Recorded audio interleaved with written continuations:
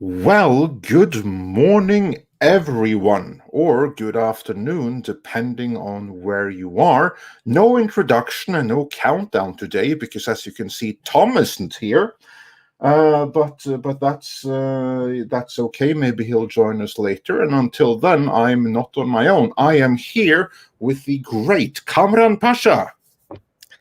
Good morning, Andre. As I've said before, and I'll say it again, you're the only person I would wake up at 9 a.m. for a video call. So it's so great to see you. Well, thank you for that. Really, really appreciate you joining us. That is awesome. And speaking of joining us, we have many others joining us in the live chat as well. Nighthawk9 agrees with you. That is way too early in the morning, evidently. Tater Squad says, "Hail Kamran." I absolutely stand behind that. And we have your Muslim uncle is here, who says, "Hail to Natasha, our trusted wrench, who is here."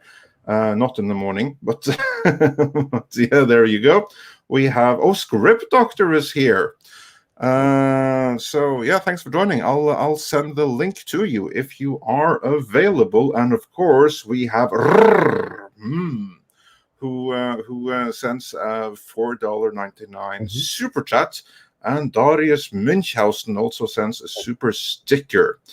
Parrothead says, "Hail all," and we have Prince Andrew here, so that's excellent. The original, the one and only. The collection, yeah. And Wintrell says, on behalf of everyone, for $10, Kamran, we have missed you so much. And yes, I agree. We also miss Kamran in every single live show where he is not present. So it's absolutely. I've missed all of you. I've missed Twitter. I've missed posting beautiful ladies to Twitter. But I guess so. Some things have to come to an end. Yeah. Well, and if things first have to come to an end, there are plenty worse things to come to an end than Twitter. So I'm glad to hear that you haven't missed it too much. If anything, I would imagine that you probably are better off without it, honestly, for just mental health. Yeah, it's as it's an addictive thing. It's largely a waste of time. Once you're off of it, you really realize how much time you waste on social media. And there's a lot of destructive conversations. Certainly, I've allowed myself to get into a lot of destructive conversations with people. And so now that they don't want me around, it's freed me up to do actual work and reading again. And I love books and having more time in my life. So it's nice. Yeah. And speaking of more time in your life, Tom has had the time to join us. Good morning, Tom. Morning. And Stephanie, Sex Smugglers Cantina. Good to see you, Stephanie. Kamran, the logical heartbeat of the fandom. I will take it. I will take it from a very smart woman. Thank you very much. Indeed. So, Tom, how are things? You want the truth or you want to lie? Okay, fine. I redact the question. Well, I like to say I like turtles. All right, he likes turtles. Well, I like to say society is basically mutually agreed upon lies. We all know we're lying to each other. We all know the other person's lying to us, but we all have to play along to get along. So society is mutually agreed upon lies. Hopefully, some of our toxic femmes will be by though soon, so that will that will wake me up. That will wake me up out of my 9 a.m. stupor. Yeah. And it's freezing in Los Angeles. I'm wearing my heavy, reference to my alma mater, Dartmouth, my heavy Dartmouth sweatshirt. Now, this is the kind of thing that Dartmouth is in New Hampshire, which is a very cold place, and so this is the kind of thing that will keep me warm in New Hampshire. And I'm wearing it because LA is absolutely freezing this morning.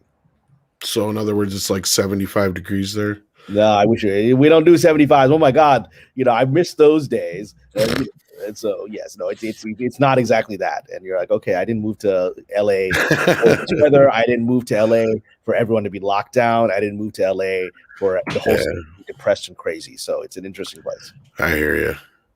But good morning, gentlemen. Good morning. Good morning. Good morning, indeed.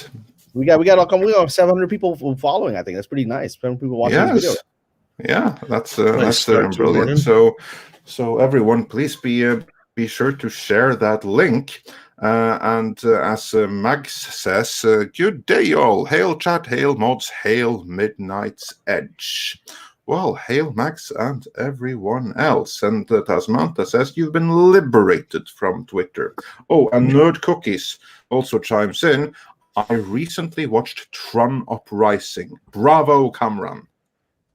I'm glad you like it. I'm very proud of it. It's interesting. That show, it came and went, and then 10 years later, now it's on Disney Plus, and it's getting a second life. Amazing. So glad to hear that. Do you think there's any chance that that could lead to more interest in a Tron movie? I mean, I think with time it will, because people are thinking about Tron again. They haven't thought about it in a decade. I think you forgot we already got one coming from Jared Leto, but but no, I mean, I haven't forgotten that. Well, not you, him. I mean, Andre. But there's been talk about it. There's been talk about this thing with Jared. Who knows when? Yeah, there's been talk, but who the hell knows if it's going to happen? That's like the thing. That's not announced in any way, shape, or form. Yeah, actually, I think it was announced through the production company of Daft Punk before they broke up. That's what I said. I wonder if that's going to affect that. Yeah, I mean, I don't know that Daft Punk was the make it or break it of that. I think it's the ultimately it's just going to be whether Disney can figure out how to monetize this property again, and more people watching. What we did on Tron Uprising will make them wake up. I mean, but I'm out. Like I said, I shut down Disney Plus the moment they let Gina Carano go. So whatever happens to them, God bless them. I'm out. So. Yeah, and we will get into all of the repercussions of that. Before that, we're also joined by the good Reverend Hari Krishna, a.k.a. Rob. How's it going, Rob? Oh, fantastic. Cameron, I didn't know you went to Dartmouth. I mean, I went to Dartmouth. I went there not just for undergraduate. I went there for undergraduate. I also went back there to get my MBA from the Tuck School of Business there. So I know it's changed quite a bit, but I like to point out Animal House is actually based on Dartmouth in the 60s. Cool. And the guy who was dean of president, I can't remember which one, he said, young men learn to be responsible by being irresponsible. Words I try to live by. So yeah, well, that certainly, it's interesting because Dartmouth's always had this internal struggle between that part of its legacy and its effort to be sort of the snooty, polite Ivy League. And I'm actually very glad for that. But even though I myself was never involved in the fraternity scene or drink, I'm very glad for that rebellious part of the college's nature. It makes it distinct from some of the more effete and elite kind of places. I have to ask you, did you ever get down to my, because I'm from New England area, did you ever get down to my neck of the woods for any Pepe's Pizza in the past or not? Where is your neck of the woods specifically when you say specifically, you know where Yale University is? Yes, I do know where Yale University is. Right there. I've never been to New Haven, and okay. But if you ever come up to Hanover, which is where Dartmouth is absolutely one of the most beautiful places on the face of the earth. It's just middle of the valley, upper valley there, and it's just stunning. Yes, I imagine. Yeah, I always tell people who says, "Oh, tell me what is there to do in New Haven?" Yeah, turn around and go back. So that's oh, okay. Well, good to see you here, though. I'm sorry I disappoint you. There's more testosterone on the panel. None of the lovely ladies. Yeah, I know. I guess my reputation precedes me, but eventually, I'm sure some lovely lady will come, and then all the attention will go to her, which is the way it should be. Yeah, indeed. And before we start on the main topics, Tiberius Monk says, Kamran is back with the Midnighters. Midnight's Kamran's Edge returns. Wahoo! Also, Tom is dropping them beats, I see. Hail Midnighters. Yeah, this is true. Tom dropped a song over at Midnight's Edge After Dark. It's actually really cool. So go check that out. Were you actually listen to it? Yeah, I did. I did. Yeah, it was good. My wifey enjoyed it too. She did. Fractal Jack wants to know, Tom, did you get into another fight with your TV? No, and God forbid I ever get into a fight with this one because it's too big. It'll win. I love what Jeff Foxworthy said. If you fight with your stuff, you lose anyway because then you have to go out and replace your stuff that you fought with. And also, Caviteno Cavalry Trooper Che says, reminds me that today is St. Patrick's Day. So happy St. Patrick's Day. I didn't even It realize is. that. Yeah, happy St. Patrick's It's Day. Irish To Day. everyone of Irish descent, such as Tom. So happy birthday, I guess. You know what St. Patrick's Day means to me this year? I have to pay my credit card bill because that's when it's due. That's all it means. Oh, great! I can't even go out for a beer. Great, thanks a lot. There you go. And before we move on with the main topic of today, which of course is going to be Forbes. And that Forbes magazine. So this is like no small blog or anything like that. This is what Disney shareholders and Disney majority owners read, are calling Disney out for their mismanagement over the whole Gina Carano situation. So we're going to dig into that. We're going to dig into all related matters. I'm sure we're going to get a little bit into the Snyder Cut situation. And then we'll see what else happens. So good times. But before then, I just want to go through the super chats that I can no longer bring up on screen. The very first ones that sent in today that I haven't gotten to just yet. There are more, but we'll get to all of them eventually. Bruce Campbell was in Congo. Starts us off for $5 saying, I wonder just how bad it has to become at Disney before the major investors finally run out of patience and demand an accounting. Hold that thought, because we're going to get into all of that later. Tobias the Wolf says for $7 Australian dollars 99, I'd pay good money to see an epic war drama starring Bill Burr about Mayfield losing his rooms in Burning Con, directed by Nolan and music by Zimmer. That actually doesn't sound too bad. And BK0271 says for $5 Canadian, the cancellation of Bear Grylls' Gina episode ties the Disney executives to the bullying of Gina. Disney can't say it's an internal Lucasfilm issue. Again, hold that thought, because we will be getting into that, I assure you. And Log Nods 1 says for 50 krona, I bet Tom is negotiating his record deal. So yeah, more people listen to your song. I think that was a hit, Tom.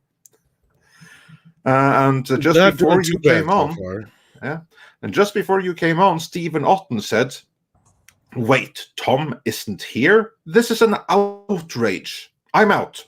Just kidding. Hail Andre, Kamran, Wrenches, and everyone in the chat. And the importer sends $5 Canadian saying, some coins for our new pop star, Tom. So yeah, that song evidently went around. I need to put a cowboy hat on. I need to put a cowboy hat on my picture here. Yeah, I'm Colonel Rob Parker. I'm here representing Tom Connors. well, Tom's now officially busking online. People are dropping him money. That's great. That's awesome. I already got a problem being wanting to do a remix, so we'll see how that works out here. Yeah. Good stuff. But in any event, we have more super chats. We're going to go through every single one of them before we get to the end. But let's start getting into the main topic of today. And I think that we can begin with this article from not the Hollywood Reporter. That's just Habit of Force. This is even worse because it's from Forbes. Yeah. And Forbes is higher up than the Hollywood Reporter because it's not just for the industry. It's basically a newspaper for billionaires and investors in everything, including Disney and Hollywood and what have you. So we're going to see if we can bring it up on screen. Tom, I'm going to send it into the private chat. Can you bring it up on screen? The Forbes article, yeah. Yeah. I can do that. Well, who was it that said? I can't remember. When you piss off I'm paraphrasing. When you piss off the fans, nobody notices. When you piss off the money people, that's when people start to notice. So And like, that's the way the world works. That's the Yeah. way the world always works. exactly, yeah. And that Yeah. is kind of what is happening here. So as soon as we get it up on screen, I'm going to start us off by reading some key phrases here. Yes, here we go. So Disney's firing of Gina Carano is confusing and hypocritical, lacking sound management. That is the headline. The headline of Forbes magazine is using the words Disney, firing Gina Carano, confusing, hypocritical, lacking sound management, all in one headline. That has got to be the most damning headline against Disney from a major publication of importance I have ever seen. I don't think I've ever seen anything worse, because everything else where you had like bad is like a movie bombing like John Carter or something. But this is a direct attack on their management. And that is pretty stunning. And then moving on here, because here they then say in the article, it reads, the latest example is Disney's firing of Gina Carano from The Mandalorian in February. She is a conservative who is not shy about expressing her views. The latest being a comment that compared conservatives being silenced and cancelled today to Jews being targeted during the Hollow thing back in Germany in the 40s. An exaggerated comparison? Yes. But enough to fire her? Doubtful. She's more guilty of a bad comparison. Gina should have likened today's conservative cancel culture to the 1950s congressional hearings held to expose entertainment people who were members or sympathizers of the Communist Party. 10 influential actors and screenwriters were eventually jailed and blacklisted by the major movie studios for denouncing the hearings and refusing to name those who had expressed communist sympathies. That's a better comparative. Ironically, when Disney fired Gina for her opinions, it inadvertently proved her point. And then the article moves on. We'll take all of this apart momentarily, but then it gets really bad. And then it says, to begin, the company's approach is confusing. Many assert that Pedro Pascal, star of The Mandalorian, offered similar analogies that Carano did, though with a liberal bent, when he shared a now-deleted Instagram post comparing, the Orange Man to Yahtzees. Or actually, it was the Orange Man's voters to Yahtzees. Pascal kept his job. Carano did not. Disney's inconsistent approach led outsiders to suspect that Disney leans left, something that Disney CEO Bob Chapek denied at a recent shareholders meeting. Let me go through what he said there, but then he continues.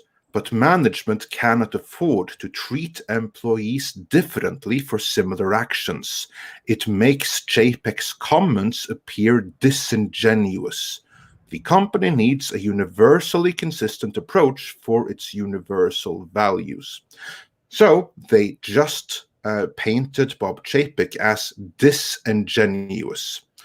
It gets worse. Disney's actions also appear hypocritical. At the same shareholders meeting, Bob Chapek went on to say that Disney believes in values of respect, values of decency, values of integrity, and values of inclusion.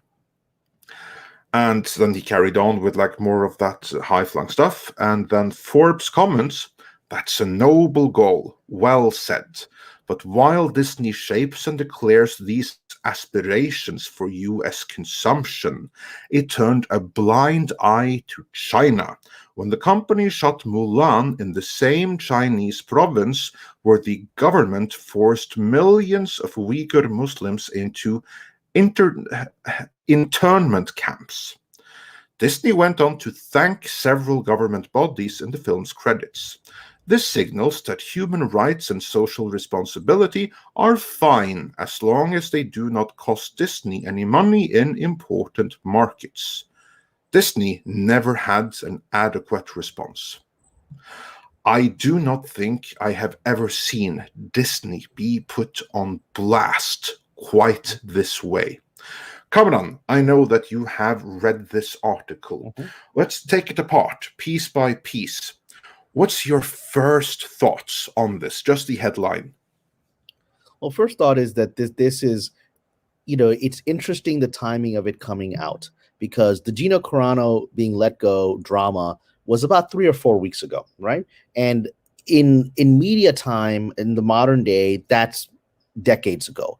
The average person isn't talking about it anymore. They were talking about it for about a week afterwards, and she was on, various shows, Shapiro, etc., talking about it, and then life went on. So it's very interesting that about a month later, and a couple of weeks after this investor call, suddenly this pops up, right? And so to me, it's very, this isn't an arbitrary thing. This is very much a planned attack. And we can discuss and debate where the attack is coming from, but this is very much a planned attack meant to rile up, investors against the current situation at Disney. And so then the question arises: who is planning this attack, and what is their agenda? That's an excellent question. And what I thought was interesting here is that the one that's really being put on blast is Bob Chapek. They don't really say anything about Lucasfilm, although that is where the firing happens. But again, as the CEO, Bob Chapek is ultimately responsible, which again makes it even more interesting. Where is this coming from? Is it coming from someone inside of the Disney Corporation? Is it coming from some of the owners who are unhappy with the current management? What are your thoughts? What's the motivating thing behind this? People have called me a conspiracy theorist. It's because I've worked in the industry long enough to see conspiracies with my own eyes. That's how things work, right? That's how anything works when large amounts of money and a few people are got together. So my instinct is, because I believe this is an organized attack, my instinct is that this is a combination of disgruntled people inside of Disney, and that could be very high up. In order to get to Forbes, you have to be very high up, right? You can't just be some random low-level VP who's unhappy about the situation. Some pretty powerful people are unhappy about the current situation, and they've allied, in my view, with investors who are unhappy with the situation. Now, all of this is being done behind the scenes. The investor call from a few days ago was very surprising, because you had multiple people raise questions about Lucasfilm and mismanagement situation there, and that's generally not done on these kinds of calls. And so the fact that that happened means that there is very seething anger within the investor base, and we're not, Disney doesn't care about somebody who's got 3 shares on E-Trade. They care about the hedge fund and other institutional investors who own hundreds of millions of dollars worth of stock in Disney. They're the ones that actually have influence in it. So those are the kinds of people, as you mentioned. Forbes is read by billionaires. There's a reason that they put out a billionaire list every few weeks of of the top billionaires in America, the top billionaires in the world, etc. Welcome, I think, Lorena Crail. Oh no! Cameron, go. There you go. He was overwhelmed by your beauty and had to, and I always have to interrupt yes. to acknowledge a beautiful woman. But yes, so going back to the dark world of conspiracies, this is coming from a very high level. When something's out in the trades, that can be organized by any sort of mid-level person within a Hollywood studio, right, who has the contacts. When it's coming at the level of Forbes and that kind of attack, that is someone attempting to shake up Disney, and I believe from within, allied with people who are losing money based on the way things are happening. This is something that is causing, I'm sure, severe consternation inside the board itself at Disney. This is very embarrassing for them. Yeah, because this article right here, I am sure that right now, or the moment after this was dropped, there must have been crisis meetings in the management, because this is certainly the most severe direct attack on Disney's management that I have seen, certainly in my lifetime. Maybe there was, or I'm not going to say my lifetime, but there probably were some pretty bad stuff during the Eisner years and the latter years there. But in modern times, of this kind of incompetence, they were accused of, you could have gotten a better deal for the Cap Cities deal and stuff like that, right? They weren't accused of essentially malfeasance, which is what this is. And on top of that, they're also being called out for turning a blind eye to the atrocities in China. Sure. And again, it's not done on a forum. It's not done in a YouTube video that's seen by a couple of hundreds of thousands of people, which is what happens to us. It's obviously read by fewer people than that, but it's read by people with much, much more influence. So could we be looking at a situation where the civil war that was seemingly restricted to Lucasfilm before, now having spread beyond Lucasfilm borders and into Disney management and Disney investors proper? That's kind of like what it looks like to me, that now someone evidently isn't happy with the situation. And since Gina Carano is what they focus on, so that's the thing. There are many things to focus on here. You could focus on Pedro Pascal, you could focus on China, but it's Gina Carano, which only goes to show, to me at least, that this situation is far, far worse than any of the involved probably realized at the time. I remember when it happened, you were very clear that this was the end. This was the beginning of the end for Star Wars and for Lucasfilm. Yes. Do you still feel that way? And for those that haven't seen your thoughts on that, can you reiterate just how big a deal that was and how that fits in with what we're seeing now? And I think I said it on this show right after Ms. Carano was let go. I said this is going to be the end of Lucasfilm. It's going to be the end of Kathleen Kennedy at Lucasfilm, and it's going to be the end of at least the way Star Wars is going. And I said that, and at the time, people said, it looks like the bad guys are winning, right?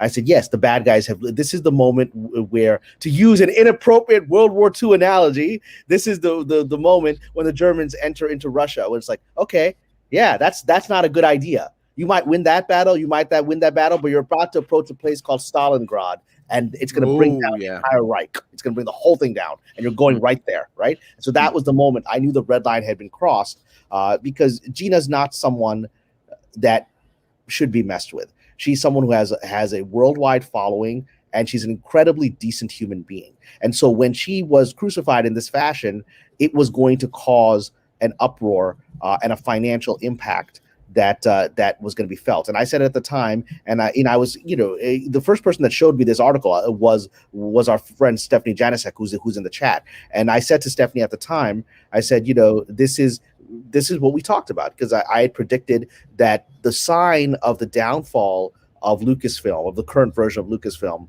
would be that you would start seeing negative comments come out in the mainstream media. I said specifically about Kathleen Kennedy. Kathleen Kennedy is not mentioned here, but she's the shadow throughout this entire. She's the phantom menace that's hiding in the story, right? It's obvious where these decisions are coming from, even if they remain afraid to call her out for all the reasons they see afraid to remove her, right? The system is afraid of her, but they're not afraid of pushing her out through the political machinations, and those machinations have begun. So this day was coming. It goes right back to here. I'm wearing my Dartmouth sweatshirt. I was right after The Last Jedi came out, about 3 weeks later, like in January of that year, I went to speak at my alma mater, Dartmouth, at the business school, the MBA program, which I'm an alumnus of, and I gave a talk saying that this is going to be an event that's going to trigger a transformative situation inside of Disney over the next decade, and that they're going to be writing business school cases about how Disney mismanaged the most important film franchise in history. I said that 3 weeks after The Last Jedi to my business school classmates, and here we are, all these years later, and Forbes is now leading that. It's crossed over into a mainstream war that's going to transform Disney. And rather than call this the beginning of the end, because actually, The Last Jedi said was really the beginning. That was the flashpoint for this. But as Churchill said, this is not the beginning of the end. This is the end of the beginning. Correct. Now we are going to see a whole lot more dominoes start to fall, eventually, and then we will get to the ultimate, the conclusion of this. But yeah, this has been a long time coming. Now the fact that it's in Forbes means it's not just the angry fans on the internet. The people, they can't blame diversity, quote unquote diversity or sexism or misogyny anymore. It has to fall square. The money people are starting to say, hey, what the fuck is going on? And you knew eventually. We've been saying this all along, Cameron. We've said it. Doomcock said it. Nerdrotic said it. Mecha said it. Eventually, when the money people start asking questions, that's when heads are going to start rolling. Yep. And to add to that, actually, oh, sorry, I didn't mean to interrupt you. I actually meant to say, Lorena, your thoughts on this? I'm glad I finished chewing some barbecue chicken before I start talking. To kind of use a pop culture reference, having this show up in Forbes is like having it get on the radar of, Duke and Duke from Trading Places. Mm-hmm. Now the high money people are seeing this. Now, to be fair, some of the higher ups in investment have kind of politely been asking, what's your plan for Star Wars? What's going on? You have all these IPs, you don't have a plan. And Disney's like, oh yeah, we have a plan for it. No problem. So it was just kind of gentle, hey, what's up? Now that this has shown up in Forbes, now it's on the normie radar of people with money. And now I bet you as soon as they saw that article, they look at Disney stock price, they start looking, seeing what the heck is going on, and they're calling their money people. Yeah. And they're just like, what now? Now it's my problem. Now it's beginning to be my problem. So this is huge. I agree with Andre. I've never seen Disney called out like this in media ever. And Lorena, this is, as Andre pointed out, this is a call out specifically on Chapek himself. This is they're going for the king, right? And so and what I believe in my conspiratorial view of this situation, those inside of Disney that facilitated this article, that conspired with it, because I don't believe this is just some journalist sitting there in a news bureau coming up with this independently. I think there's other forces. No, someone got a couple of phone calls from people at Disney, and he probably got so many that it's like, okay, there's much more to this. And Kamran, like the people where I don't want you to mention I'm in it, keep this, confidential. Yeah. And he probably got the author probably got so many corroborating stories that it's just like, okay, look, there's something to this. Yeah, and that's exactly how it works. I used to be a journalist myself. I've dealt with journalists here in LA, and the story is the end result of many people trying to make it happen, right? And that's what this is, and it's put Chapek in a position where his leadership and his place in history of Disney is now in question amongst the investors. So now he has whatever leverage Ms. Kennedy has over the system. It's now about personal survival, right? And that's the option that basically the people behind this have given him, saying you can keep protecting her as Mr. Iger did, and can lose your job and be blamed for all of this because she's not mentioned in the article, or you can do what the old Hollywood tradition of pass the buck, this time to someone who deserves it. And remove her from power. This is an effort to remove Ms. Kennedy from power because they're telling Chapek it's you or her. Yeah, and also this is something that he walked right into, because if we go back to the two past conferences, there was it Bloomberg? Anyway, it was like a conference with Morgan Stanley. Yes, it was Morgan Stanley, in which he fully stood behind her and even called her, he didn't say a national treasure, but he might as well have that. She was a treasure for us. And again, you can say that is going through the motions and what he had to say to please all the investors and banking people. All of those, by the way, will be reading this article. And then again, in the investor conference call, where he was basically called out twice by two investors, one of whom asked, "When are you going to fire Kathleen Kennedy?" And to which he simply answered, "Oh, she's amazing, and we hope to be working for her for many, many years." And yes, behind his back, he might have been like sharpening the dagger and preparing for the kill. But in the meantime, to the public and probably to many investors, what he did looked like standing fully behind her and showing that the madness that she represents, the toxicity that she has brought to Lucasfilm, what she has done to Star Wars, whether he means it or not, in public, he says that is going to continue. The Mandalorian is done for. Gina Carano deserved to go, all of that jazz. And I think that someone in there must have decided that, okay, enough's enough. Now it's time to take action. Well, and that's how he painted himself in with it, I think. But yeah, Lorena. Sorry. Or was it Rob? Yeah, sorry. Yeah, well, Lorena, if you want to chime in before me, I want to. No, please go ahead. I have like a halfway mouthful of food. Okay. You're making me hungry right now. I haven't had breakfast. Yeah. I had a big bowl of oatmeal. That's not going to last long. So anyway, it's not so much. Here's the thing. It's not so much. People say there was no plan. There was no plan. There was no plan for Star Wars. Okay, we know that. We know that. My big question is, and I'm sure the money guys are asking this right now. Okay, Star Wars is broken. What's the plan to fix it? And it doesn't appear that there is a plan to fix it. If we can all agree that, listen, if Disney had bought Star Wars, bought Lucasfilm and all these properties and just sat on them. KK's plan is to burn it all down.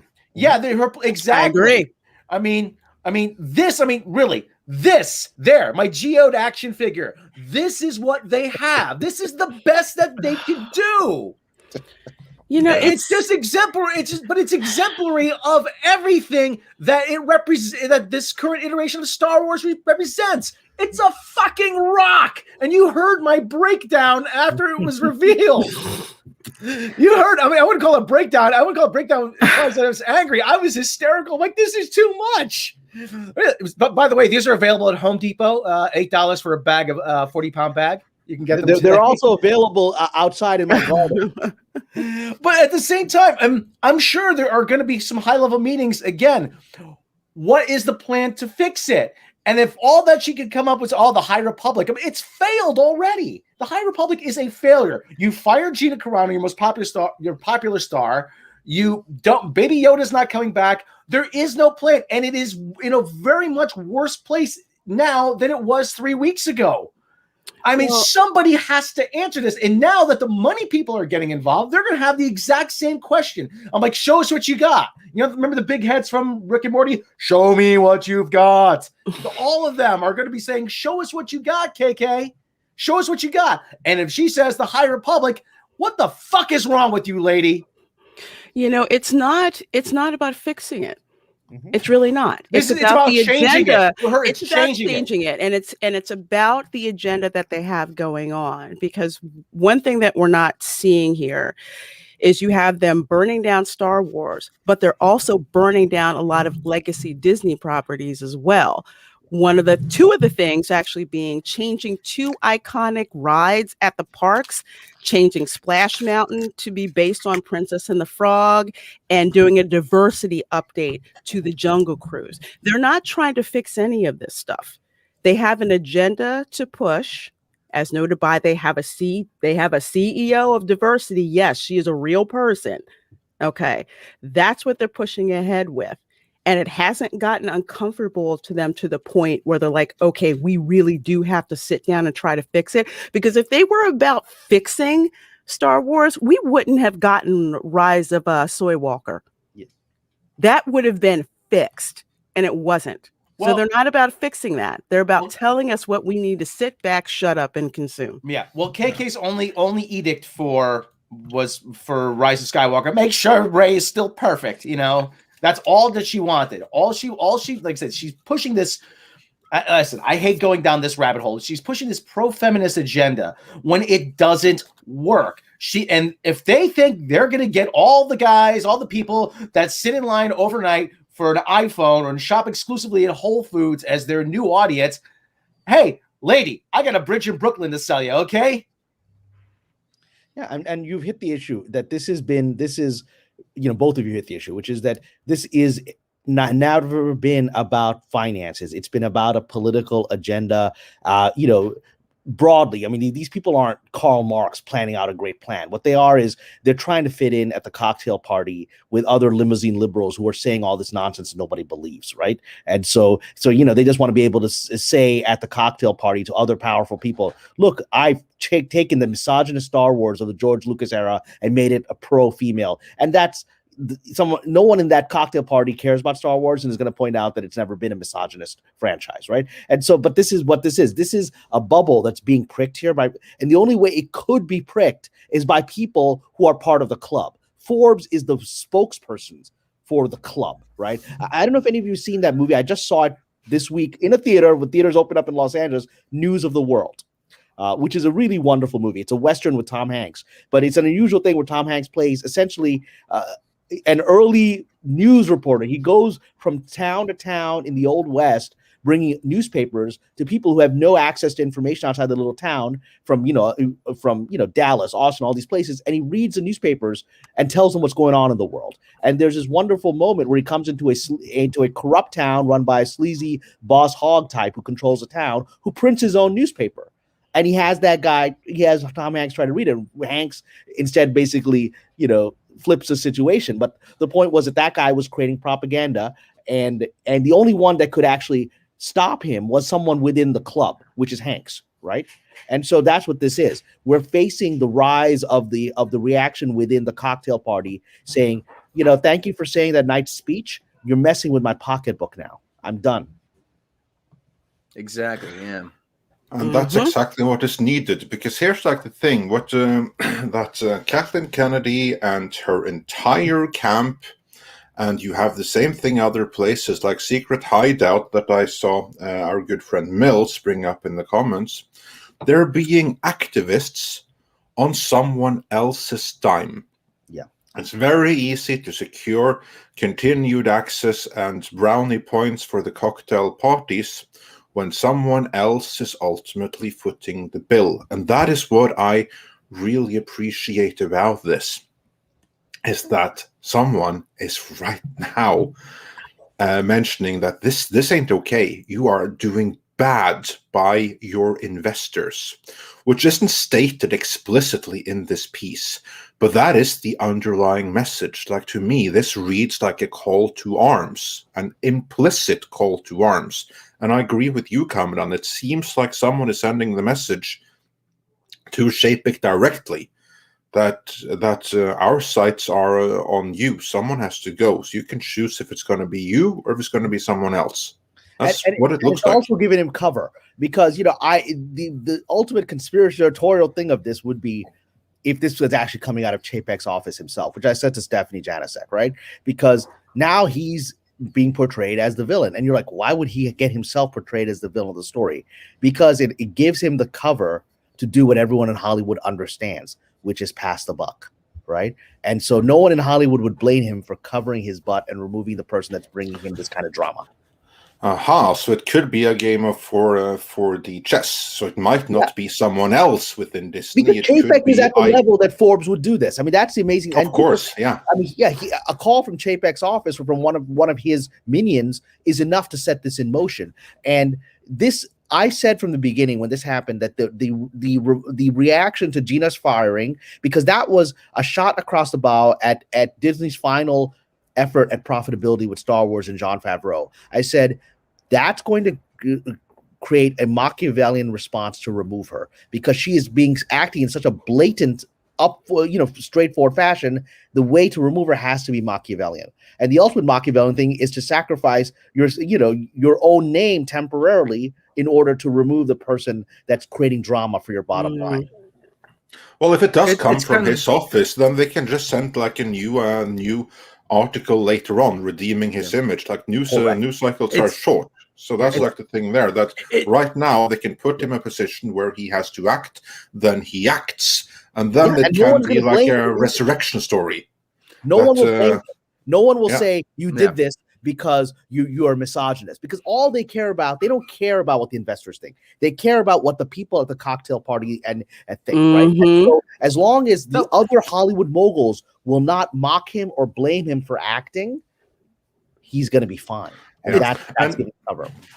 And with an article like this out there, one moment, Rob, with an article like this out there, this gives him the cover, because now we can say, oh, it was either you or her. Like it was really shitty what was done to Kathy, but in this particular case, there was no other option, was there? Yeah. There you go.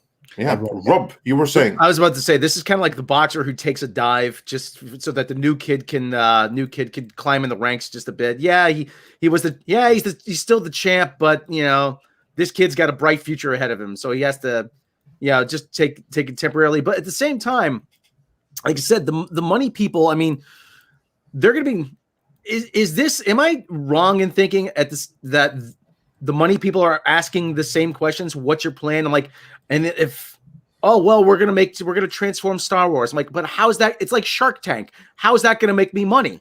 But you see, if you hit the issue, Rob, the money people already know that they had a plan in Favreau, right? We know that. So people who are sitting around making models, who are making $25 million a year on Wall Street, know that even better than we do, and they have the contacts inside the company to confirm it, right? And so they knew that Favreau was putting on a track. They saw it in the rise of subscription to Disney Plus. They saw it in the global reaction to Luke Skywalker's return. They saw it in the Baby Yoda toy sales. They saw it in the Gina Carano toy sales, right? So they knew there was a plan, and they knew that this was someone subverting the plan for their own personal ego. They know what this is. And so they saw this coming. So this is very much a system going, man, we had this back on track. We were going to make money on this. A year from now, this was going to be in the black, or on the path to being on the black at last, after almost a decade of being in the red.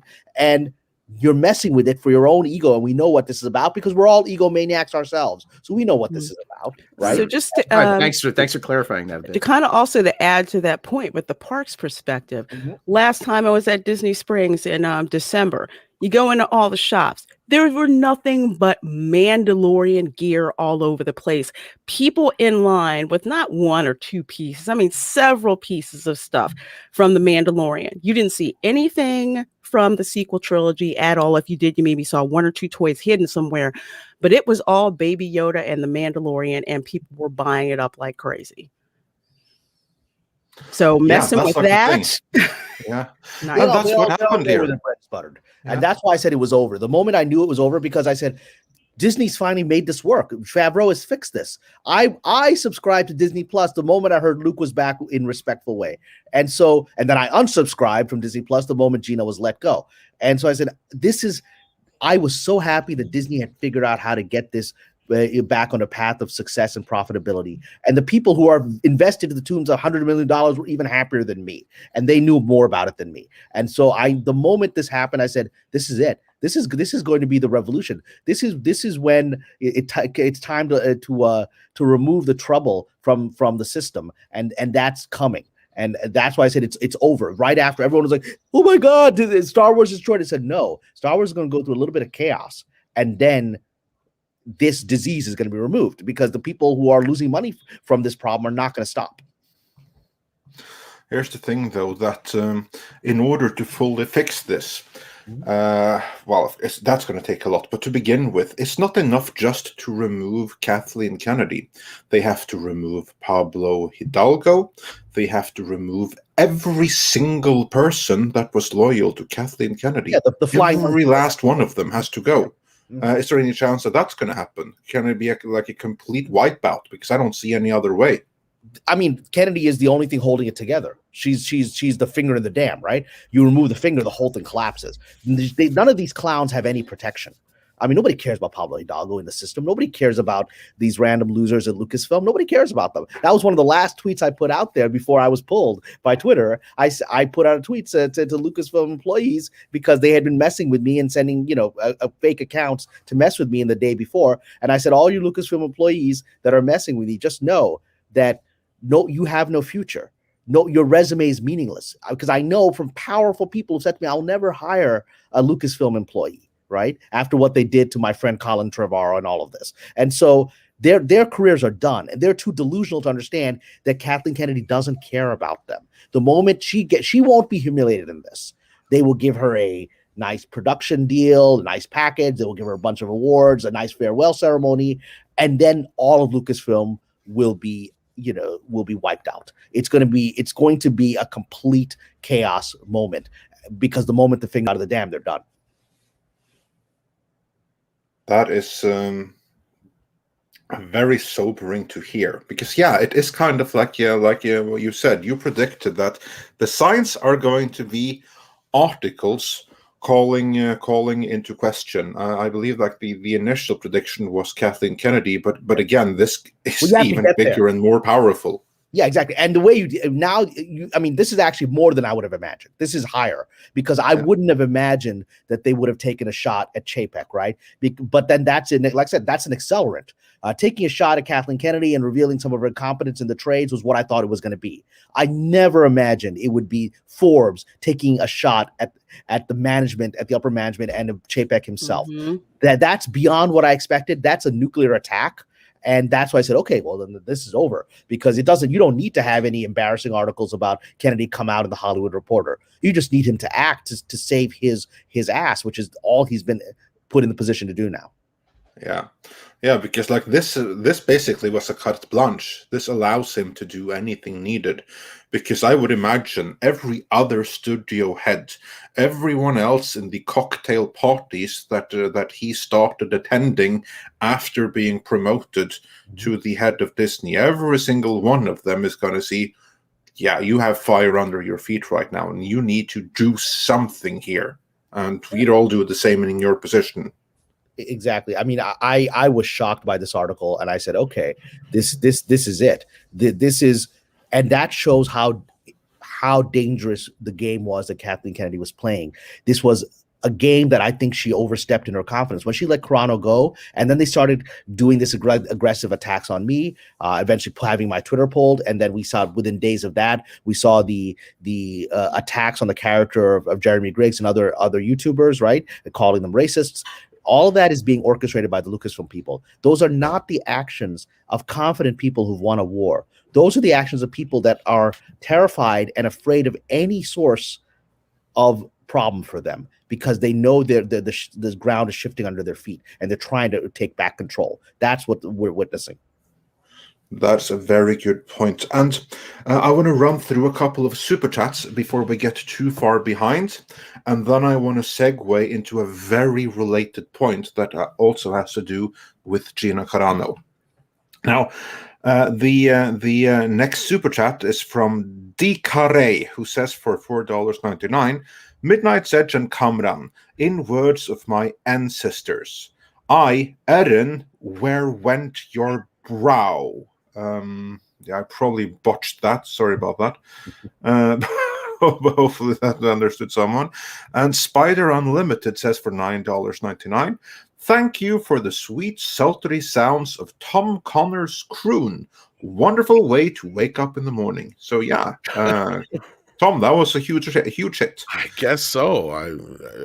I'm seeing. I knew it'd be all right, but. Yeah. Thanks. And Shum says, today is John Boyega's birthday. Oh. The Star Wars account wished him a happy day. It has not gone well for them since. Well, we shall see. Actually, that would be fun. Tom, can you check out the Star Wars Twitter account, see if there's some fun stuff there for us? Meanwhile, Oliver Klosov says, society lies. I am a social hand grenade. Let the Karens scream. Jack Hudson sent us a thumbs up super sticker. And Stephen Otter said, I rescind the first half of my last super chat. Welcome back, Tom. Oh, and Rob too, I guess. So yeah. Stephen Otten also says, what is this Disney of which you speak? And Cultured Casino says, it's about time someone said something. Forbes at least will make investors think. Hope you all have a great stream. And In a Hot Water says, is The Fugitive a St. Patrick's Day movie? Which I don't remember that movie well enough, so who knows? Maybe it is. We have some weird Christmas movies, so why not? Then we have Dash D's, who says, holy crap, Tom and Rob, you must sleep as little as me. Don't any of you sleep? Hi, Kamran. Always good to see you on. Well, I don't sleep when I'm being asked to come on at 9 a.m. on midnight. Yeah. He makes an exception just for us. Yeah. You know, unless, I actually am for years, I would, worked a regular kind of job where I would have to be there at like 7. So I'm a naturally early riser. So at least I was conditioned to be. So yeah, that's me. It's just like I start work at 7 a.m. So I'm used to getting up at like 5 for the past 10 years. I don't like it, but that's what I do. Usually, but this is much better than like hauling a huge like propane hose to fill a truck up at like freezing your ass off in the morning. I'm really surprised I didn't blow the whole place up. Jeez. And then we have Mags, who says, love having Kamran on. Yes, so do we all. And then she says, happy St. Patrick's Day to all, spreading Irish blessings and cheers to all here. Slainte. Or however that is to be pronounced. Sorry about that. I was weak in whatever language Slainte is shares in. I would assume that would be Irish. Gaelic? Gaelic maybe. Yeah. Probably Gaelic, And Panzerkrok says for $10, and this is the super chat I want to go through because it segues into the next thing I wanted to talk about. Oh, yay. Disney pulling the Bear Grylls with Gina Carano episode is just petty vindictiveness at this point. That company is trash. Walt Disney must be spinning in his grave. And yes, here's the thing. They pulled the episode with Gina Carano. Now, is that something that Kathleen Kennedy and her faction can do? Because they're not related to that at all. I would imagine that must be something that would have come from higher up. Kamran, what have you heard about this, and what are your thoughts on it? On suddenly a Bear Grylls episode with Gina Carano disappearing? Well, what that reveals to me is that the civil war inside of Lucasfilm is now a civil war inside of Disney. Right. I don't know that this came from Bob Chapek's office. If it did, he really does deserve the condemnation that Forbes is giving him. Right. My instinct is, and this is just my instinct. No one's told me anything about this. My instinct is these are allies of Miss Kennedy who share, her values or just, the other thing to keep in mind is that even if you aren't sitting there aggressively with I'm a Kathleen Kennedy, agenda person, the people making decisions, they're just usually mid-level people who are trying to survive, right?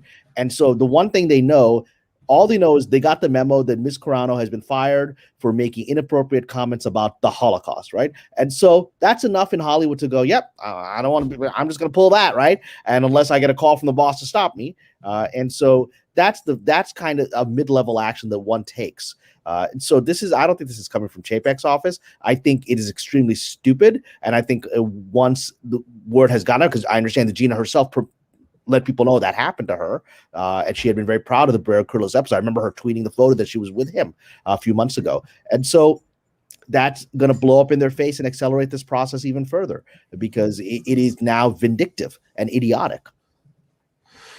Lorena, what are your thoughts on Disney pulling the episodes of Bear Grylls featuring Gina Carano? What does that tell you? As an investor, How excited are you about that? I'm not. To me, it's extremely spineless to just pull an episode like that. And not spineless, but I would say very spiteful and petty for them to do that. And if anything, it just lends more credence to the fact that they just wrongfully got rid of Gina Carano. To me, that tells me that they're just trying to cover their backside. It doesn't look good to me. And not very smart. If they would have just let the episode air, it would have given them a little bit of plausible deniability, but they decided to, make yet another very, very visible mistake. Well, they proved her point again that there is a blacklist, right? It even Forbes made that comment that maybe the appropriate analogy was towards the blacklist of Hollywood in the 50s, right? Or maybe that's the appropriate analogy. Well, there's a blacklist, right? She can't be on anything. And again, I don't think most of these decisions are being made at the CEO level, because this is such a massive machine of people who are responsible for different parts, and they all just want to fit into the system. So whatever they think the narrative is inside the company, they're supposed to go with. That's why you have these moments where the Dukes of Hazzard gets canceled because the General Lee has a Confederate flag on it, right? I don't know that the head of the studio made that decision. Let's not put out Dukes of Hazzard DVDs anymore. I think some mid-level person in charge of that department said, "Oh, I'm seeing Confederate flag drama, Dukes of Hazzard. I don't want to get fired. Let me just pull this thing that I'm responsible for." This is mid-level incompetence that is revealing how deep the infestation has gotten of sort of woke culture and bowing down to these woke maniacs, and it's only going to accelerate the process of change. Let me ask Cameron though something though. Hold on first. Okay. Is there any kind of acknowledgement now within Disney that Star Wars isn't the entertainment franchise it used to be, that there's more competition out there for your entertainment dollar? Or are they still pretty myopic and thinking, oh yeah, it's Star Wars. Why wouldn't kids like it? I mean, that was concluded years ago. They knew that right after Han Solo. After the Solo movie died, they internally knew that they had screwed it up. They knew that because, again, if we know that, people who are actually looking at the financials and they lie about the numbers to the public, the people who are actually looking at the real numbers before the accountants mess with them, realize what's happened. They knew about. That's why Mr. Favreau was brought in. That's why it started getting back on track. That's an intentional choice, and it was an intentional screw you to Lucasfilm, right? That was done internally, but it was done very politically in a savvy way, so it looked like he was just a team player that was fulfilling Kathleen Kennedy's vision rather than hijacking it, bringing it back to sanity. And so that in realization is what got disrupted by this Carano thing. And this Carano thing, from all I understand, was done by Lucasfilm essentially without anyone realizing it until it was too late. And it was done in a way that people could not politically intervene because it was linked to World War II issues, which are very emotional in Hollywood, right? And once you're lambasted as making any kind of comment that somehow denigrates those events, then your career in the mini cocktail parties at the lower levels that I work at, your career is kind of finished, right? And so nobody wants to be in that situation. But they all knew, man, you just messed up the gravy train. They already knew they were in financial crisis. They knew Favreau fixed it, and now they know that the gravy. This is spiraling out of control. What can they do? I mean, this is going to be, if Miss Kathleen Kennedy wants to burn down Star Wars, I mean, this is going to burn down a large part of Disney until they get it under control. That's what the situation has become, and that's what Forbes reveals. Yeah, I hate to think I'm asking the same question over and over again, but thanks for clarifying that. So but because look, their behavior isn't rational. The reason we're asking these questions is everything we're seeing doesn't make sense, right? It only makes sense if you understand that nobody inside that company is trying to make a profit. Everyone is just trying to keep their job. And if making a profit is the only way they can keep that job, then they'll be forced to do it. And that's where we are. On that note, because Kathleen Kennedy, she still has many, many, many defenders. And we know our good friend, Robert Meyer Burnett, he has even said that the one thing that he and everyone else in our community of the internet will never agree on is the view on Kathleen Kennedy, where he has said that she's the bestest producer ever, which I think, yeah. Which I don't necessarily agree with, but in any event, then, because also a point that's made by him and many others is that she has on average the movies that she has produced have a higher average gross than the movies that Kevin Feige had produced, even if there are fewer than them. Yeah, I think that's rationalization. I mean, that's what I mean too. Because by rights they shouldn't be higher; they should be much higher. Because many will like to say to defend her, "Oh, but she has produced $4 billion movies." She should have produced $10 billion movies. I mean, exactly, these things should be massive. And also, I will say that they should all have been close to $1.5 billion and $2 billion, and not have a downward trend starting from $2 billion going down to $1 billion. This was the Star Wars plan, because I remember, Rob, we talked about. I remember seeing this article. It might have been in Forbes or somewhere else, but I remember seeing this in a financial publication right after the Disney acquisition back in 2012 of Star Wars, that a financial analyst made predictions when they'd announced they were going to do a new trilogy. So he made predictions as to how the trilogy would do based on just his analysis of the market for Star Wars. And he was dead right on the first movie. He said the first movie is going to come in this trilogy at about 2.1 billion. And he was dead right. It came out like 2.3, right? Something like that. And then he said the next movie is going to be 2.5. And the next one is going to be after that is going to be 3 billion. And he had and this was the plan, because this was being put out in the financial papers of being put out. This is what they thought. This is why Disney is such a brilliant acquisition of Lucasfilm. And this was the plan. This is what happened. That's not the plan. That's never the plan in a financial situation. And, with respect to Mr. Burnett, and I've been on a live stream with him. I like him. I will. Yeah, we're good friends with him, so we just agree to disagree on that. We don't agree on this. I will say that many people, and I'm not saying Mr. Burnett is one of them. I'm going to accept that what he's saying is from a sincere analysis as a fellow colleague in the industry. Many people that I've encountered will say disingenuous things because they don't want to make Kathleen Kennedy an enemy, right? I mean, I'm no longer on Twitter, right? I'm done, right?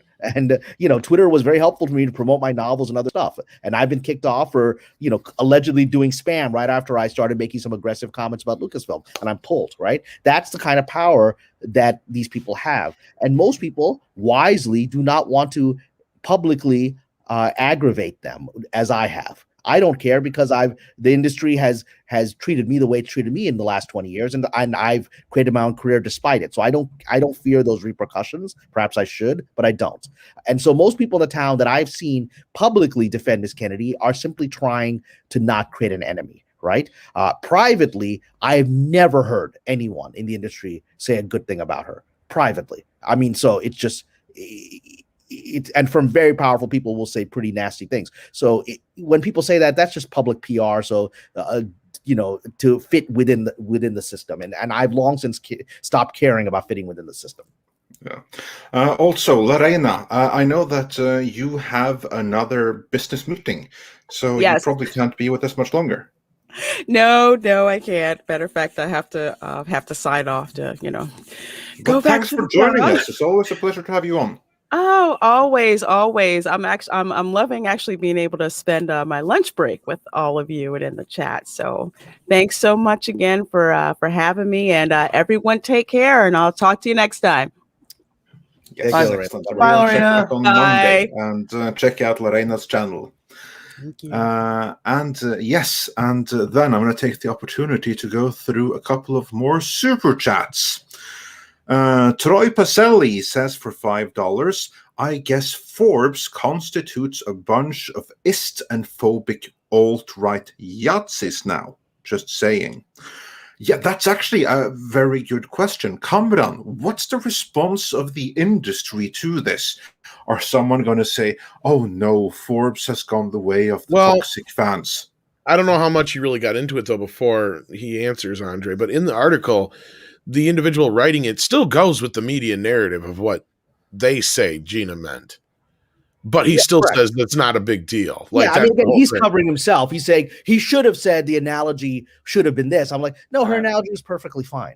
And I've had friends of mine who are Jewish producers who said her analogy is perfectly accurate. I'm just not going to publicly come out and defend her because I don't want any lightning bolts from Disney. But yeah, I mean, her analogy was fine. But again, that's part of an official narrative. You know what's going to be? You know what's going to be the response to that?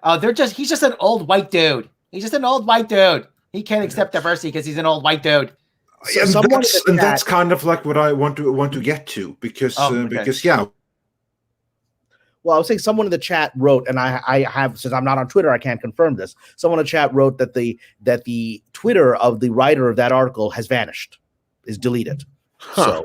So if someone could check that, I don't know if that was pulled by Twitter or they pulled it themselves.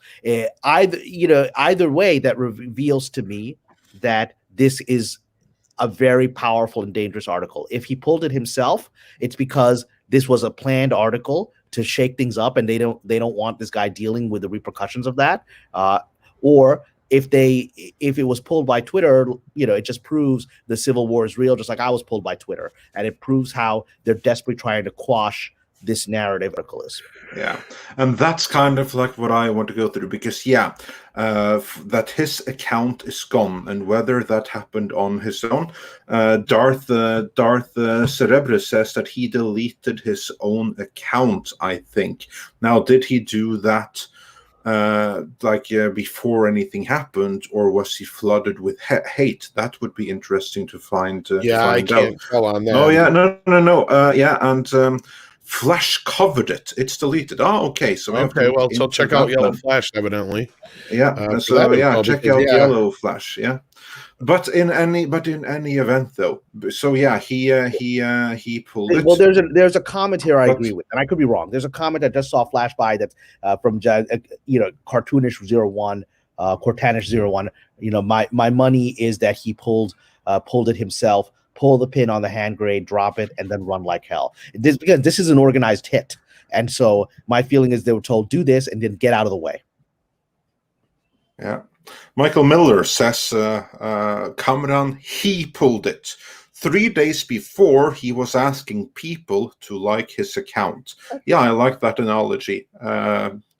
Dropping or drawing the pin of a hand grenade and run like hell. Yeah. Because let's be honest here, most people, who is going to attack them? It's only going to be these wackos. It's not going to be the wealthy investors who read Forbes. It's going to be these wackos on Twitter. It's literally, and that would create a distraction. And the smartest thing to do is drop it and then remove the person from the conversation, so only the article stands. Yeah. Because that way he can't be cancelled. No, but also that's what I meant to say is like this article here in these cocktail parties or anywhere in the industry. Is there going to be any kind of like attempt to try to rationalize it? Like, no, we did what we had to do, and Forbes is too base, they're problematic. Or will there be, oh crap, we went too far? Nobody thinks like that in the cocktail party. That's all, again, that's just PR. Everyone in this town, except for me, puts out a PR face, right? And so that's just PR that you say for the external world. In the cocktail party, nobody's talking about pronouns. Nobody's talking about any of these issues that people are talking about. Nobody uses the word problematic at the cocktail party level, right? Nobody uses that. Nobody's having cocktail parties right now. Yeah, I mean, because they're basically all Boss Hogg and his minions, and they don't actually think like the things that they're promoting us to think like. And so on that level, it's pure power. It's pure power plays. And so the only thing that the conversation is right now that's happening inside of movie studios is the CEO of Warner Brothers is sitting there reading this in their office or whatever, home, wherever they're working from right now, and laughing and going, I don't know how Chapek's going to handle this. I know what I'd do, right? And so, that's the conversation at that level. Nobody's thinking, well, I feel that I have to protect this strong one. Nobody's saying any of that crap. And then they never say that crap privately. Yeah. What are they saying privately? You said you may make one saying, "Oh, I know what I do." What would he do? That's what they're all saying. They're like, "Oh, this is," and they all know what the game is. They all know that the media is an arm of powerful people. It has always been that. Thomas Jefferson said that, right? That's why he pushed so hard for the First Amendment. He just wanted competing powerful people. He knew the newspapers, even in his time, were someone pushing an agenda. So he just wanted to make sure there was a lot of people pushing an agenda so they could compete to find the truth, right? That was the idea. So they know how this game works. at that level, and so they're like, I want, a few people are probably sitting going, nice move, Chapek. Now you've put her in a corner where you have to let her go. Right, that's a nice move. I mean, again, I don't know that Mr. Chapek did this, but I'm thinking that the CEOs are thinking that's what I would do, right? And so and that's what this town is all about. I mean, but again, you can't say it publicly. It's a real life Game of Thrones. Of course, there are many Game of Thrones, but it's definitely one of them. Absolutely, this is a ruthless place where about wealth, money, and ego. That's all it is. Yeah. Yeah, and someone appears to have overplayed their cards, but it's very nice to see that now finally all the stuff that we've been talking about, that's been in the comments in the Star Wars YouTube channel, in the Oscar channel, with that whole fade-in video, now it's reached the official narrative in Forbes, and it's done so in an acceptable way. So yeah. You're going with that. This is a hit. Remember, I said right the week that this happened, I said to you guys, a hit is coming. This is the hit. It's a bigger hit than I imagined, but this is a hit. Yeah. So massive kudos to you, Kamran, because you absolutely called it, and you did it right here on Midnight's Edge in the morning. The last time you were here.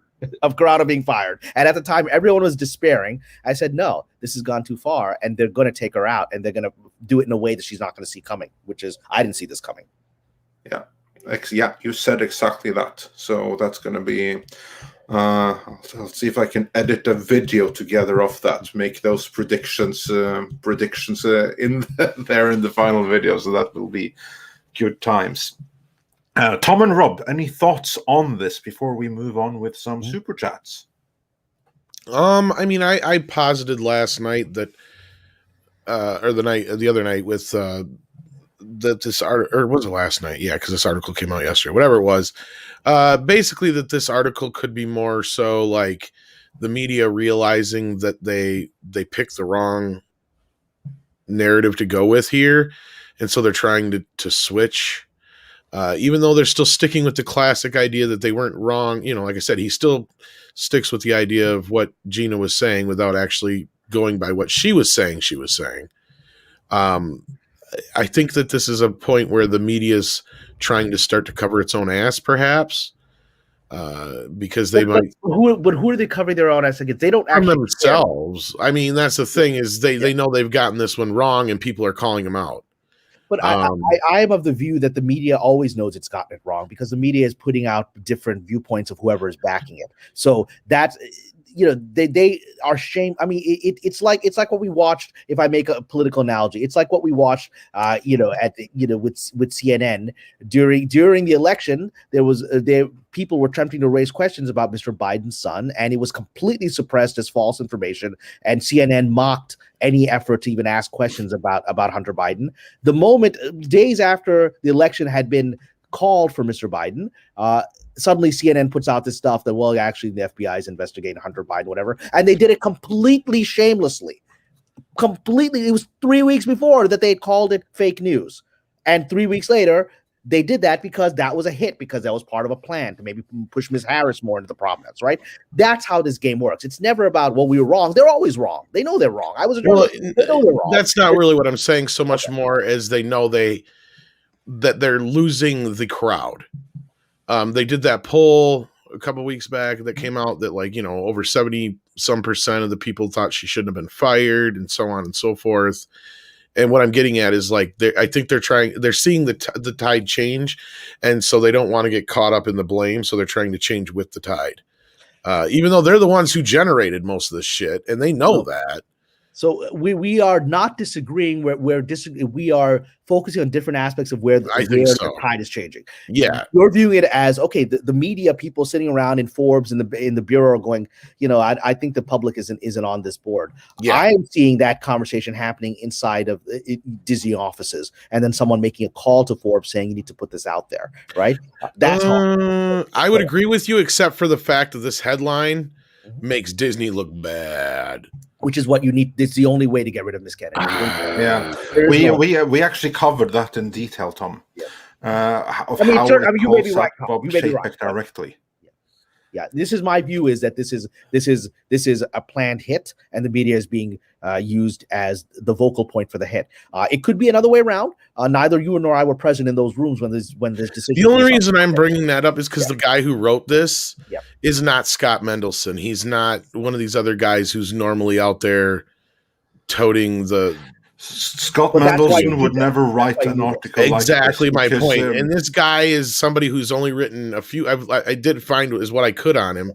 I mean, he's just written some random, like, nonchalant articles about this, that, and the other. It seems like to me, from what I can so see. that's why it's a hit.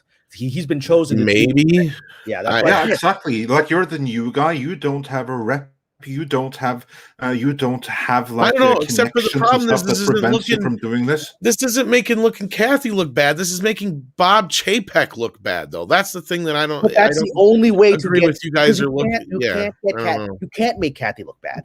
Under the current narrative, that is what she has planned. I get what you're saying, but it just doesn't make sense to me. It Sorry. makes sense to me because that is what she has planned for. She has an entire strategy of, if they try to say something about me, I'm going to have a phone call into Variety. This person is going to put out this hit piece on that person because I'm protected. She's created an entire strategy so that she cannot be criticized. And she has not been criticized, right? Despite the decade of incompetence, right? In the media, she hasn't been. So the only way to do it now is to force his hand, because she's created a wall around herself. Any effort to try to criticize her will be shot down. That reporter will be attacked by her flying monkeys and be called a misogynist and will be let go from Variety under the political pressure. So you can't do it. But now the only way to do it is to put Chapek in the position where his fellow CEOs are like, you got to act, buddy. You got to act. And I won't blame you. This guy Del Vecchio is expendable, essentially. That's why his Twitter's fault. Twitter's fault. Irrelevant. Yeah, exactly. And he also didn't bring up Miss Kennedy.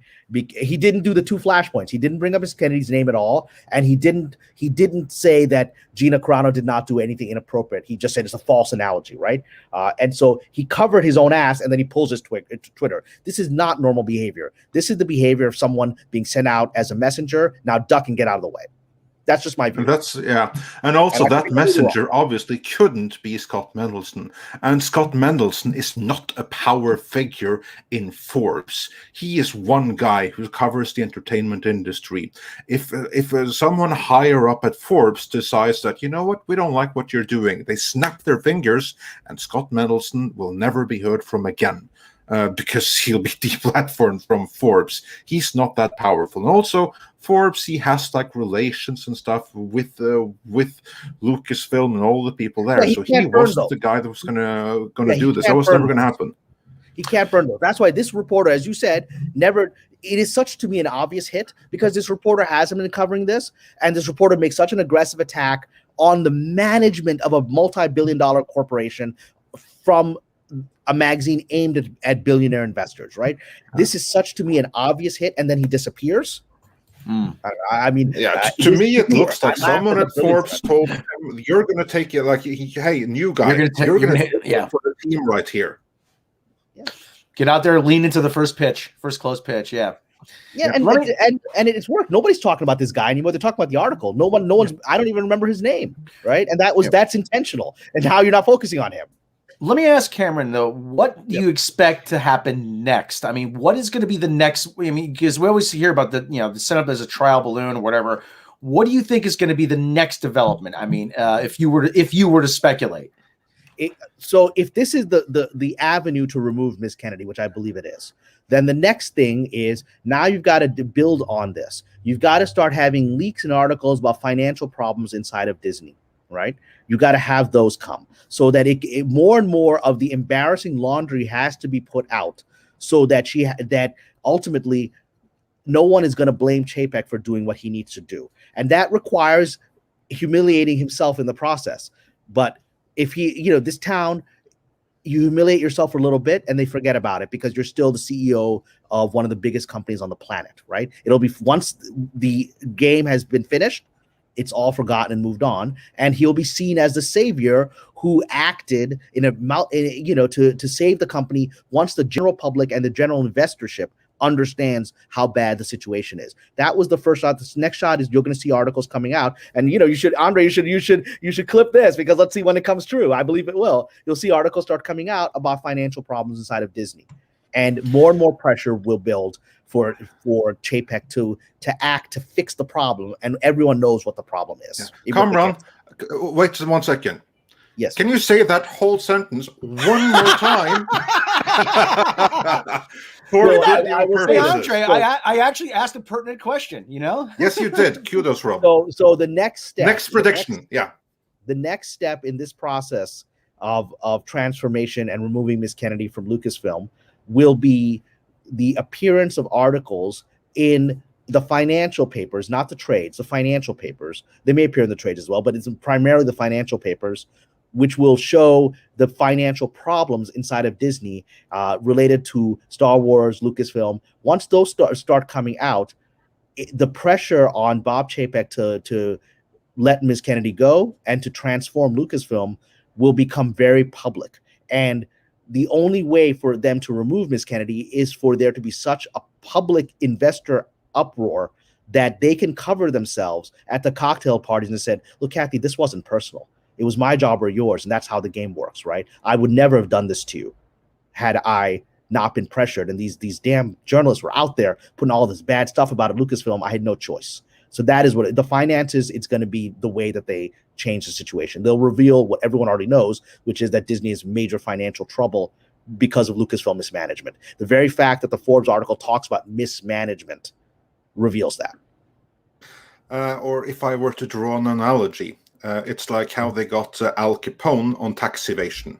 That's a perfect analogy, and that's exactly what you do when the system is bought up. The reason they couldn't get Al Capone on mass murder was that he controlled the judges, right? He had bought off the judges and he controlled the legal system. So he was protected, and he had created an entire strategy that that the federal government was like, there's no way through this. How do we do this? And then one smart accountant inside the Treasury Department said, get him on taxes, because that's the one thing that even the corrupt judges that he's paid off can't get around, right?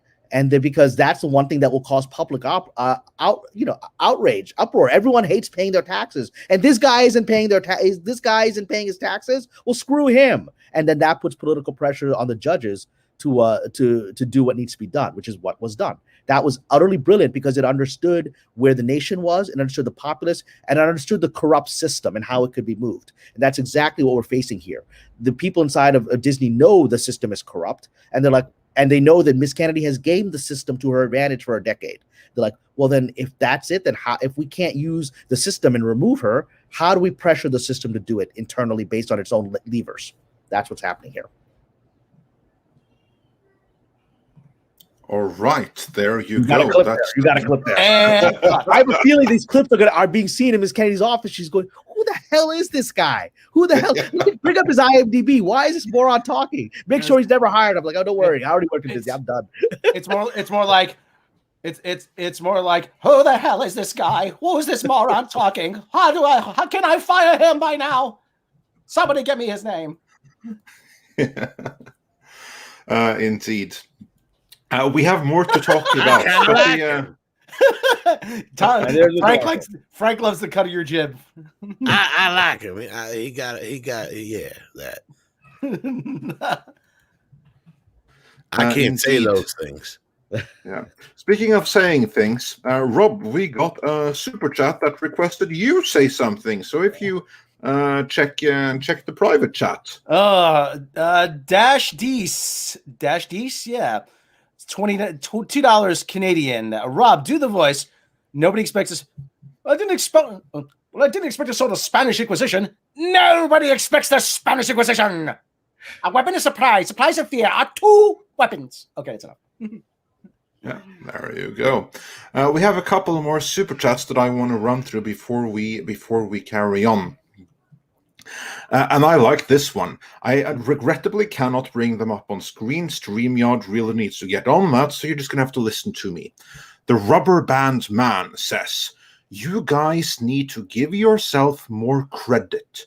Midnight's Edge called it last year. The path Disney not dealing with the wokeness will lead to their decline. Indeed. Yeah, and then Cynical Lindsay says, Demi Lovato just came out with abuse accusations against someone she knew that worked for Disney. Buckle up, all. This is where the fun begins. Again, that's not coming out arbitrarily. Demi Lovato has PR people. PR people. These are all. It's hard for people to imagine. All of these people are actors in a play, and literally, Demi Lovato, she has PR people that tell her, "Yeah, I think you should be talking about this." So that means someone is telling her, "We need to start spreading some stuff about Disney." Someone's telling her PR people that. Yeah. On that note, let's try to avoid the word that's going to get this stream taken down. The word that begins with A and continues with B and then continues with use. So let's avoid that that particular word. What's going on with Demi Lovato? This is news to me. I'm like, Absolute Vodka? Why would we avoid that? So never mind. I mean, look, I don't know the specifics of the instance that they're referring to because I'm not on Twitter, so I don't really know what people are doing anymore. I'm literally cut off from the world. But it's, regrettably, that experience has been part of the Hollywood experience for 100 years. Unfortunately, and it goes back to the silent film era where you had silent film actresses were actually suing some of the powerful producers for treating them poorly, we'll say, okay, and putting them in very difficult situations. And so that has unfortunately been the ugly part of this culture going back over a century. It's deeply rooted in there.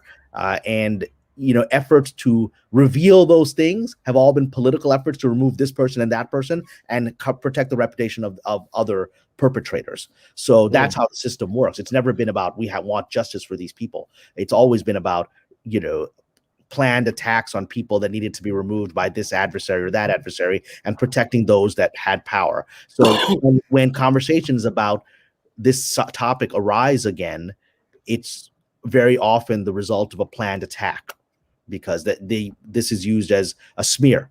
And I'm not denying that horrible events may have happened to Ms. Lovato. I'm sure they did, regrettably. I'm saying that there's a reason why these things are revealed at the times that they're revealed. What's the game plan behind this coming out right now in this moment, and not 2 years ago when it was much more in the wave with all accusations this coming? Why now? That's exactly it. There's no impetus in the environment to talk about this topic. In fact, the industry no longer wants to talk about this topic anymore. They took care of the people like Mr. Weinstein that they needed to take care of, and they've protected the others. So for this to come out at this moment, right when, this is all organized. Forbes comes out with this attack on the management of Disney, then suddenly a major actress like Ms. Lovato comes out, in essentially a vacuum talking about experiences at Disney. There are forces that are attempting to shake up Disney internally. And that's the expansion of this Lucasfilm civil war. It is what you said a year ago. The woke journey has brought them to a place where it's now between those who will burn down the entire store. We're not talking about Lucasfilm. There are people that are willing to burn down Disney versus people that are trying to preserve their jobs. And so that's what this war is about. And that this revelation by Ms. Lovato is part of an organized effort to shake things up at Disney. Yeah, she don't name any names, but she said it was an actor. And she said she even basically, it sounds like she reported it to Disney and they didn't do shit. Well, that's the norm. Anyway, as I've told my actor friends who've had unfortunate experiences, I said, regrettably, and it's surprising to me when people don't understand this, but human resources is not your friend. Human resources' purpose is to protect the company from lawsuit. And their purpose is to get the information and then use the information against the troublemaker. And that is what I've consistently witnessed when people have brought up situations to human resources. It is used to identify troublemakers and people that are going to cause a problem and then say, okay, this is the person making the complaint. Now we know who we have to remove from the system. And that's the way corporate human resources works. Good times, good times. Scott Adams was right, in other words, with Catbird, the evil HR boss. Well, I mean, Scott's been right about a lot of things. I don't always agree with him, but his understanding of the employment marketplace has been 100% spot on. Yes, indeed it has. We're going to go through a few more super chats here. We don't have you for too much longer. And I want, there are some other things I want to ask you as well. But before then, Cultured Casino says, this is a setup for a short. Kamran is right. And Moxie on that note says, so who wants to buy Disney, I wonder? And Oliver Close-Up, yeah, indeed. And Oliver Close-Up says, okay, can I buy Lucasfilm for $2? KK is the Titanic. And then Michael Miller says, next domino to fall needs to be Secret Hideout. Yeah, I think that's relatively isolated, but I'm sure there's pawns in motion there as well. It's not as public a situation as Lucasfilm is, but obviously the fan dissatisfaction with that company and what it's been producing is real, and Disney's aware of it. Yeah. Rocky Desert Flower wonders, maybe it's Amazon going against Disney if there is a strategy here. I don't believe that for 1 second. Like, this has to be within civil war within Disney. I don't think that Amazon needs to do anything to hurt Disney. Your thoughts? Yeah, I don't think this could be a rival company takeover plan. It could be that, but I just think there's enough bad blood inside of Disney for this to be an internal civil war. Remember, they have bad blood also with George Lucas, who is a billionaire who's very powerful. When you have bad blood, billionaires, you don't need an external force to create this kind of chaos. Yes. And Brightest D4Y says, keep your fists clenched and your wallets closed. Yeah, I think many feel that way. Nicholas Black says, I long have had the opinion that Kennedy wasn't going without someone higher up going as well. Chapek is the perfect fall guy for bad decisions of Iger and Lucas. Could be. It could be. Wherever it's happening is happening at that level of the game, right? And so it could be this could be Mr. Chapek attempting to find a way to oust Miss Kennedy and preserve himself. This could be Mr. Iger trying to ease himself back in by using a fall guy. All of those things are possible scenarios, but whatever is happening at that level of the game for this Forbes article to be in play. It's happening. I think Iger's out, but I've said this before that Bob Chapek is the rebound girlfriend. Mm-hmm. Like, he's not going to be there very long. I have this feeling. Well, but then is Iger out? Yes, Iger is publicly out. He says he's out by the end of the year, which means he's probably pretty much out now. He's just probably. Well, I can't help but feel that Iger is out in the same way that Putin was out when he stepped down as president and became prime minister under Medvedev. I think he's out in that way. And the moment that enough time had passed, then Medvedev nominated his perfect replacement for president, Putin. Yeah. And so, I mean, I would agree with that analogy. When I heard that Mr. Iger had last year during the events of last year suddenly announced he's coming back in as sort of the shadow CEO, and that's announced. That's normally just done quietly, but that's like announced. Like Iger's coming back in is like, what? That is the craziest thing. I was like, you have a new CEO, and a few weeks later, you announce the old guy is still back somehow in the system. I mean, that was a little. To me, that sends the message that the old guy was never gone. He was always the power behind the scenes. And when Disney had been shaken up because of the health issues of last year, they needed to let investors know, okay, don't worry. Yeah, this new guy is not the guy, actually. This is just our face. The old guy is still the guy. So you're going to be okay. Yeah, that's kind of what I was thinking as well. And then Coffee Lover 239 says for $5, that whole rock madness with High Republic reminds me of that scene in A Bug's Life. Pretend that it's a seed. It's a rock. And Mexican Iron Man says for $15. Hail. Thank you so much. Hail. It's nice to wake up to some good news and actual accountability for once. Great to start the California day with Midnight's Edge, Reina, and my brother Kamran. Sabah el Kahir. Rob, check your DM in 2 minutes. So yeah, check that. Yeah, I've already checked it. He actually he's got a line on a geode action figure. Oh, really? Nice. Hold on, let me see if I can isolate the Rock have like a bandana with guns on it, or something? You know. No, but it has sex. Make sexy time with Rock. Yeah, but you heard about I've the been book working yet? so hard for There's a 20 years in massive Hollywood. And book this is where they crap. talk about it. Yeah. Did you? It's kids stories though, you know. Yeah, Cameron, did you actually hear me my reaction in real time to the Rock? I mean, Fucking Rock. If you have a clip of that, let's see it. I'd love to see. Yeah, it. we have a No. clip. The clip is up on the main channel where we go through like the reaction to Leox Giassi, not Gayassi, as I thought it was pronounced. But Leo the but, gay yeah. ass. Yeah, you're not supposed to say that part out loud. Well, it's me. Yeah, anyway. Come It's on, Rob. Andre. I've been canceled more times than Family Guy. Come on. Yeah, but you don't want to. Yeah, this is true. You don't want to cancel. But anyway, We became pre-canceled, I think. yeah. So- Kamran, while we still have you, I want to do one more super chat to segue into the final topic that I want your thoughts on before I know that you have another appointment. Ditzy says, cancel Disney Plus and sail the high seas. And I'm sure quite a lot of people will be doing that. And on the note of high seas, oh, look there, we have the Geode action figure. The Geo, there you go. With That's zero the 3 3/4 inch one there. with 0 points of articulation. Well, look, we've come back to the 1970s. The your pet rock has come back, right? It comes with actual force though.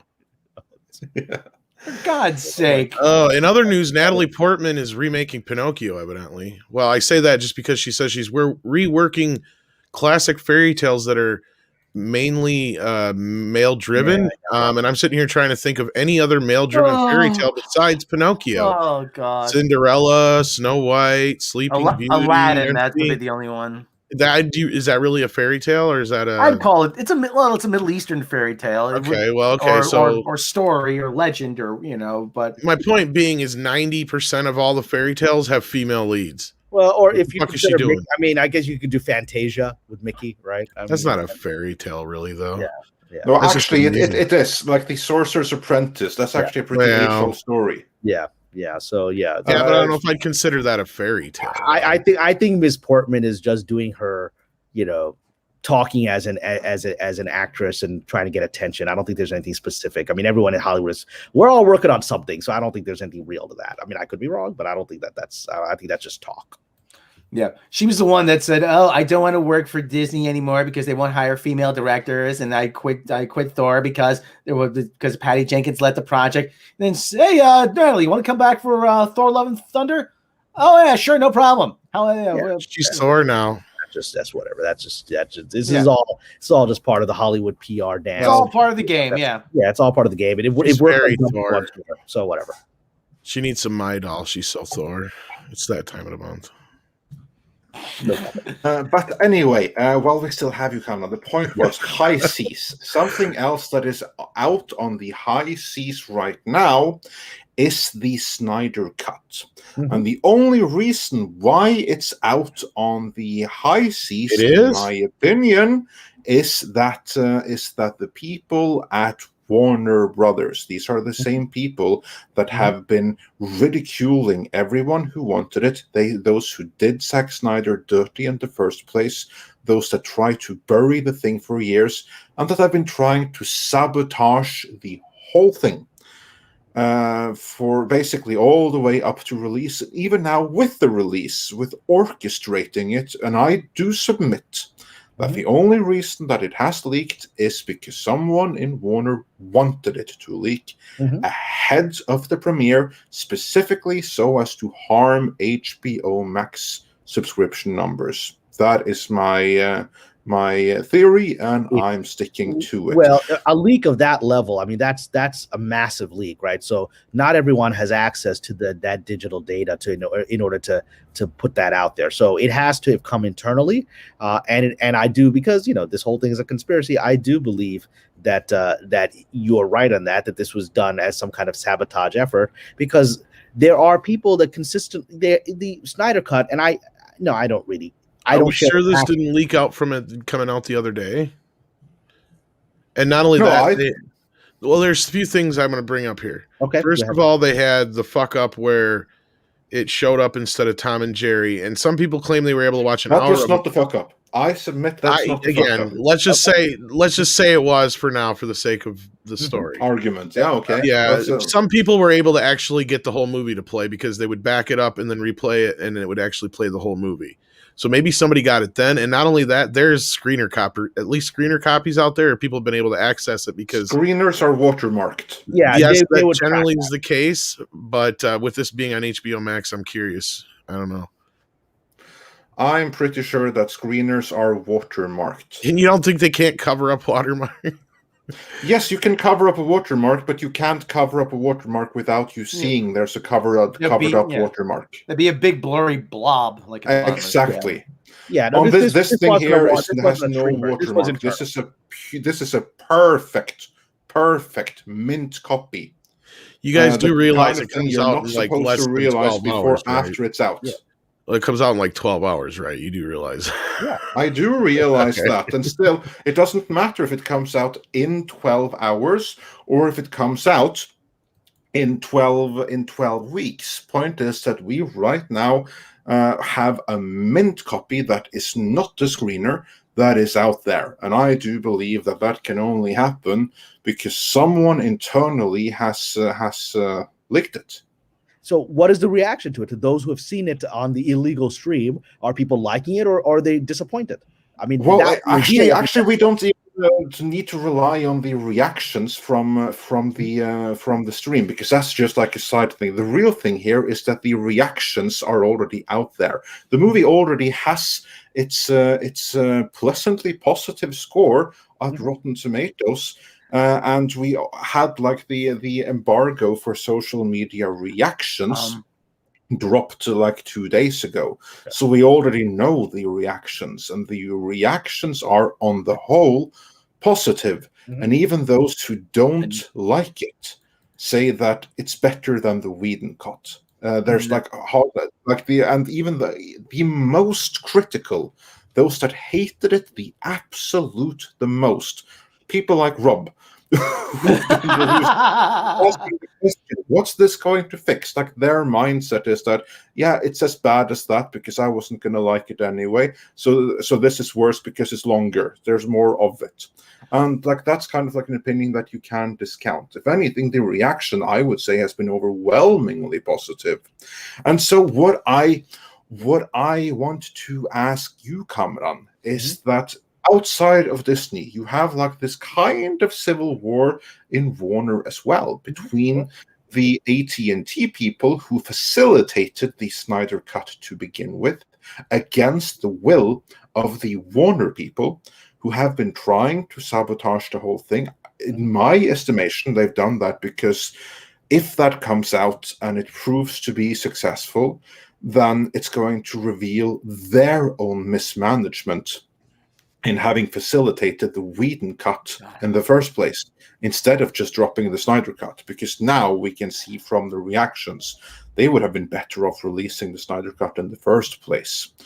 What do you think AT&T are likely to do with such dissidence within their own ranks, as we have seen what I think are fairly obvious examples of in Warner?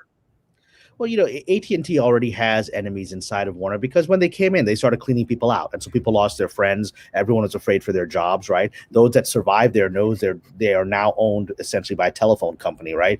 Which just sees them as a bottom line rather than whatever vested identity Warner Brothers had. And so on that level, there's always going to be resistance when sort of this external corporation takes over. I do agree with you that the release, the Snyder cut thing, shook up a lot of people inside of Warner's and the old administrations who are still there, who had vested themselves, their egos, in whatever narrative had been wrapped around Mr. Snyder and his removal. And because they've been taking a lot of crap because people have largely not liked the DC films, and so they've been very defensive about it, that we managed it as best as we could. And look at Wonder Woman, it was great, and Wonder Woman 2 is terrible, we don't want to talk about it. So yeah, it is for me. If it's a pristine cut that isn't like, something that is clearly from some editor's bin that's still being worked on, or a watermarked copy, then this is an internal leak from within Warner Brothers, and it's only a very small group of people have access to that data, right? So if I were AT&T, again, it's all about, if I were playing this Game of Thrones, if I were AT&T, to me, this would be a shot across the bow, much like that article in Forbes is, and I would be doing an internal investigation to remove the leak, because they've spent a year building up expectation for that. So a leak like that, you would think they had that hammered down to prevent it from happening. And the fact that it did happen is something they need to clean up. If they have somebody there that may have thought they were sabotaging it, and ultimately haven't sabotaged it, but the very fact that we have a saboteur inside the system is something they have to identify. And I'm sure, I mean, at this level of the game, I've worked on TV shows where there have been people that have tried to sabotage the TV show by leaking scripts out. And then what the studio does, in that case, it was Warner Brothers, the studio will hire like top-notch private investigators to actually find out who did it. And that's on the level of a simple TV show for the CW, right? So imagine this is a global phenomenon. They're going to find out who did this, and they're going to clean out heads. So whatever the plan was, it didn't work. I just have to say, I found a version of it. Okay. And it is a pristine cut, no watermark. However, it is in 4:3. It's not in the 16:9 widescreen. And we already knew how that. it's supposed to be. That's how it is. Yeah. Okay, well, that's news to me. It shows you how closely I follow that kind of thing. Yeah. It means you haven't been paying attention for like the last 5 shows, but yeah. Hey, Tom, it's not like I have been. Tom is using Tom is grumpy mood today. Tom is in grouchy mood more than I am a very grouchy mood. Hey, today. Tom, it's not like I haven't been obsessed with Resident Alien Wednesdays at 10 on Sci-Fi. I mean, it's not like I'm not preoccupied with that. Well, I love Mila Jovovich. I love Mila Jovovich, and I'm actually going, now the theaters are open in LA. Her new sci-fi movie thing where, Monster Hunter, whatever it is, right? It's playing at Universal City Walk at AMC. So I'm driving all the way to Burbank with a friend on Friday to see Mila Jovovich in this dumb movie. Yeah, I don't blame you. I'd make that trip too. Yeah. And then, Kamran, before you go, we have a couple of super chats, which are for you. The Hijabi Gamer says for $5, what, Kamran? Not good enough for you? Smiley. The hijab could be hiding Angelina Jolie's sexy looks. Not saying it isn't. Not saying it is. Well, whoever you are, Hijabi Gamer, salam alaikum, peace be upon you. I hope you're Angelina Jolie in a hijab. I'll take it. Yeah, you should check out her channel, the Hijabi Gamer. And Greg Marquez says for $10, Kamran, do you think that even some of the money people at Disney feel pressure to be on the right side of history and somewhat ignore profit to get praise? The thing is, the money people, at least the accountants, their job is, the accountants in Hollywood are ruthless. Their job, they're like paid assassins, right? Their job is to make money for the company, and they will put the company in legal trouble to cover up profit, which is what happened on Lord of the Rings, where New Line Cinema pretended that Lord of the Rings made no profit at all in order to not give out a profit participation share to the director, Peter Jackson, who then sued them and got hundreds of millions of dollars that they were hiding. So the accountants, the money people, its entire job is to be ruthlessly honest and ruthlessly corrupt in hiding the truth from people they don't want to give money to. So they know the truth of the situation, and they're not paid to be woke. They're not in the same cocktail parties, right? They're not paid to say the same stuff. They're paid to tell the truth to the people going to the cocktail parties who then have to cover it up. So yeah, that's the money people are not involved in that game. It doesn't mean that people are going to listen to them because other factors can, superimpose upon the money people's recommendation. But the money people's recommendation is always fire that person, cut costs. That's their recommendation always. And I'm sure the money people have been saying remove Ms. Kennedy, not because they have anything against Ms. Kennedy. It's simply they're looking at the numbers. And then Iger and Chapek and I'll be like, yeah, thank you for your recommendation. It's not so easily done. So thank you. So that's the situation. And then Varmithrax Maru says, Kamran, it would be nice if you and Robert Meyer Burnett can be on another stream together. It would be great listening to the discussion and insights you both can bring. Well, I've been on one stream with him. I find him delightful, and he's very honest, and he's a little bit of a unicorn. He's like sort of a Hollywood liberal that's very patient with conservatives, which I haven't really come across. So good. God bless him. I'd be happy to be on another stream with him. Yeah, indeed. And then let's see. I think there was another one for you here. BK0271 says, Kamran, with fans thinking about pirating Disney content as protest. Once one goes this route, it will overflow to other companies. How pissed are non-Disney companies with all this mess?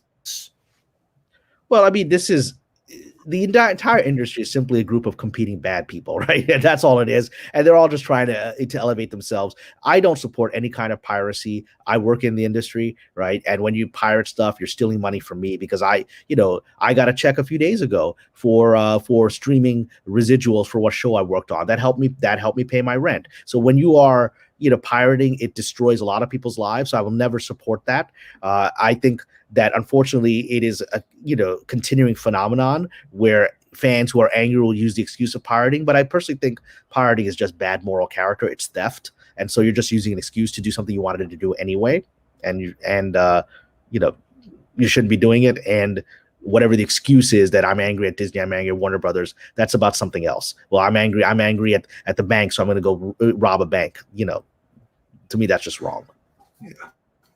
Indeed. So the words of wisdom right there. And I believe that you had another appointment at around. Yeah, I do. I need to start time. winding down. Is there any last thing we can say? Or anything that the chat or somebody saw something that wasn't one of the highlighted chats that needs to be addressed? I think I saw another comment here. I'm just looking for it again. Someone, I believe, just give me 1 second here. I think there was one that was for you. Where can it be? Oh yeah, and Pablo Papano says, but Kamran, the mid-level decisions are made based on KK's orders. I don't think a mid-level person would want to be on the hook for affecting cash. A mid-level person doesn't want to be the hook of Kathleen Kennedy's wrath. She's the head of a division, right? Exactly. Publicly, she's created a narrative that Disney has been trapped into. The Gina Carano is an anti-Semite, which is the trigger word in Hollywood, right? And that is a narrative that unless someone tells them stop, Gina Carano is protected, they will act on an automatic program, which is to remove her, right? That's an automatic program in the industry when you've been labeled that. And so unless they got a call from higher above than they're going to act on the program. And I'm sure I could be wrong, but I'm sure that Mr. Chapek didn't know that this episode, it's too small a thing for him to know about that an episode was being pulled. But I'm sure when he heard about it, he's like, oh, damn it, right? This just adds fuel to it, right? Yeah, that's what I'm inclined to believe as well. And then I'm a unicorn says, why don't these companies realize that following the woke agenda is very bad for the bottom line? I was under the impression that greed was number one for them. Because no one in the industry is looking at the bottom line of the company. They're looking at the bottom line of their own career. That's it. Everyone is there because, especially within the studio system, executives are only there for a few years. Someone like Iger at the very top will be there for a decade or whatever, right? But most people are just trying to survive for a quarter, for a year and a half. And then and the only way they survive that, because even if they do nothing wrong, they'll be pushed out as some new person in the division comes in and puts their friend in their job. So even if you've done everything perfectly right and been completely competent, you're going to be removed anyway. That's just coming because that's the game. And so what you have to do is preserve your friendships so that the moment you are inevitably removed, you have a new job to land on. So the last thing you can do is create enemies at your level of cocktail party, whatever level that is, right? And so no one is looking at the profit except the accountants, and their job is, to just report information, right? To say this is what it is. You do whatever you want with it, boss. And so that's the situation. Is no one's trying to make a profit here. And that's what the Forbes article is bringing attention to the investors for, that the system is being run in a way that will not be profitable to you. And that as a result, that will create pressure to remove the blocks to profit. But it can't be done internally. It has to be done externally, because no one is in any position to push for anything more than surviving another day in the town for themselves. Exactly. There you have it. And with that, I do believe that we caught up with the questions. Yeah. For you, Michael Miller says that one of his super chats was for Kamran. I see in the private chat here. Well, if you mean the super chat about, oh yeah, here we go. Michael Miller says, Kamran, do you think she's gone before her contract expires? I think the current events are leading to that. I think the Forbes article is a catalyst for that. I've said that she would be gone before her contract expired when the events of Carano happened, because she created a black swan situation. Had she just quietly rid it out, she would have ended her contract on time and been given a lush production deal and much praise, right? And she may still get all of those things, but I think those things are going to come faster now. I think this Forbes article is a shot across the bow to facilitate that. You're essentially trying to move a massive, it's like an Air Force carrier, going through the ocean. It takes time and energy and effort to make it turn to a new direction, right? And so that's what they're doing. This is a shot across the bow. It's a torpedo essentially that's forcing them to shift course. And that's why I believe it was a planned torpedo, and it was planned internally to force events that everyone knows has to happen, but no one has the individual will to make happen. And then Mephisto Sarce says that his super chat could be directed at Kamran, so I have to find that, and that's the final one. But because then I know you have to. I do have to head out in a minute, so if we can find that. Mephisto Sarce, he said, "You are forgetting one thing. KK knows too much from her career. She's got more dirt on people than a slurry pit. She's not going anywhere quietly." Correct. That's why it has to be done this way. That's why it has to be done to the point where Chapek says, look, you can release the tapes you got on Iger and stuff like that. I can't stop you, but why don't we just resolve this quietly, because now the investors are involved. So let's just do this quietly in a way that preserves everybody's dignity, because we don't want to have like private information leaked and blackmail and stuff like that when the investors are involved. When it's just the Hollywood cocktail crowd, we dance. But now we can't dance because, investors are involved. The SEC could get involved. That could be jail time for people. If let's just get away from all the blackmail game. I'm sure that's the conversation that's happening privately, and the Forbes article provides the weaponry to do that. And my good friend Paulie enters just as I'm about to leave. I know. I wanted to make sure I said hi to you. Well, Paulie's wonderful. He's one of the few people, in fact, I think the only one from YouTube that I've met in person here, because he very graciously invited me to his home in Los Angeles, and I met his beautiful other half, and we had a lovely time in his home, and I thank you for that, and hope we can do it again. Oh, yeah, we're doing it soon, man. Yeah, you met Romy. Yeah. And it was great, man. It's great. We'll do it. I'll hit you up soon. I think she's reading the script as we speak. So, God willing, I shared a script of mine that I hope she can get involved with. It's set in Moorish Spain, and Romy Diaz is a wonderful actress across the board, but she's also wonderful actors of Latin origin who would be very helpful in that series. So hopefully it all comes together. So, gentlemen, I do regrettably have to head out and take care of some things. So thank you again for your hospitality. Thank you, Tom, for your generosity. I know we don't always see things the same way, but you let me have my piece. So thank you for letting me share my perspectives. And hope to be on again, and hopefully my predictions will continue to come true. Yeah, take care. I think they will. And Kamran, thanks for joining us today. It's always a delight to have you on. So I would say everyone check your channel out or follow you on Twitter, but instead everyone should check out your books. So I will put a link to your webpage in the description. There. Yes. Great. All right, guys. Take care. With that. Thanks for joining us. With more exciting things. I think exciting things are about to happen at Disney. I really do. Very cool. All right. So, take care. God bless. Thank you. Bye. So, Paulie, how's it going? Excellent. Excited. I say, hopefully, you got some good news on who we got confirmed for tomorrow.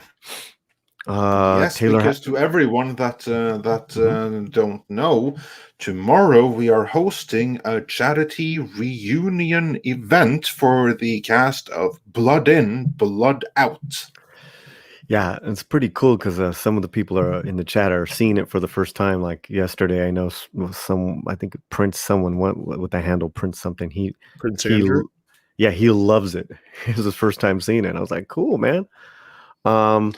Okay, so the latest updates confirmed director Taylor Hackford. Of course, Robert Meyer Burnett's joining the panel. So it's me, Andre, Tom, Robert Meyer Burnett, and myself. I'll pop in and out. But we got the director confirmed. And looks like I just heard back this morning from the screenwriter, Jimmy Santiago Baca. And he's trying to come in, but he's very excited. And then there might be another actor surprise. Yeah, but otherwise we also have confirmed already. Let me see here. The list was. Yeah, you want me to read those off? You can go ahead if you got it in front of you right now, because I was bringing it up otherwise. Oh, I was going to bring it up. I have here from before. Let's see where. I mean, off the top of my head, we got Jeffrey Rivas. Yes. We got Victor Rivers, Valente Rodriguez, Kiki Castillo, Jesse Borrego plays one of the brothers. Yep. I think Benjamin Bratt. I think he's tentative, or he hasn't. Yeah, we haven't. I don't think we've heard back for sure on that one, but right. That's a tentative one. But Taylor Hackford's a big deal, and we got to thank Robert for that. Yeah. So that'll be exciting. Yeah, and there might be another actor surprise. So we're waiting to hear on a few other things. Yeah. Mm-hmm. But it's awesome. It's awesome, you know. And I just did a little 1 minute, plug on it and put it in Facebook and Twitter, all that good stuff. So yeah, I mean, it was pretty cool to get an email from one of my literary heroes this morning. I was like, hello, Mr. Baca. That's pretty much 24 hours from now, I think, if I remember right. No, actually, it's 23 hours, 45 minutes from now. Right. 1 p.m. Pacific. Yes. Oh, 1 p.m. Pacific? Well, then it'll be like 26 hours. 26 hours, right. 26 hours. Okay. Oh, yeah. Sorry. Yes, 26 hours. Oh, 25, 45. Mm-hmm. Okay, yes. So tomorrow afternoon, at that time. Tomorrow afternoon. So everyone that has not seen Blood In, Blood Out, you should absolutely find and check that movie out. And you can thank us afterwards. It may or may not be on YouTube. It may or may not be on YouTube, but anyway, you should check it out whatever way you can, because it is a fantastic movie. So everyone, absolutely check that out. But yeah, that's one of the questions I plan on asking, especially Taylor, is why is the movie not available? I mean, it's a Disney film. Yeah, I'm assuming it has some kind of legal wrangling behind it. So I'm curious to hear what's holding it back from a release. It'd be interesting to see. I hope it's that, and not like, they think it's like a stereotype of, I think that'd be bullshit. Yeah, that would be horrendous, because if anyone tries to say, oh, no, stereotypes against Latinos or something, then at least from my perspective, there's none of that. It's just as someone from outside looking in, to me, that looks like a very fair, very, very decent, very honest, brutal slice of reality. It's a fantastic film. I mean, really is. So yeah, that's pretty exciting. Indeed, and we're working on it right now. Any super chats, and this is a charity that we're doing. So the Latino Theater Company will be getting all the chat money. Mexican Iron Man's working fiercely to make that happen, as far as connecting it and all that good stuff. Yeah, that theater company is near and dear to a couple of the cast members. Yeah, I so. think he just needs to get with Andre after the show so they can set that up. But Yeah, we'll sort that out. Yeah. Out. Yeah. So yeah, all good stuff. Indeed. And with that, we have a backlog of super chats here that it's high time we try to get through. So, Paulie, unless you have something else on your radar. This is really it. I mean,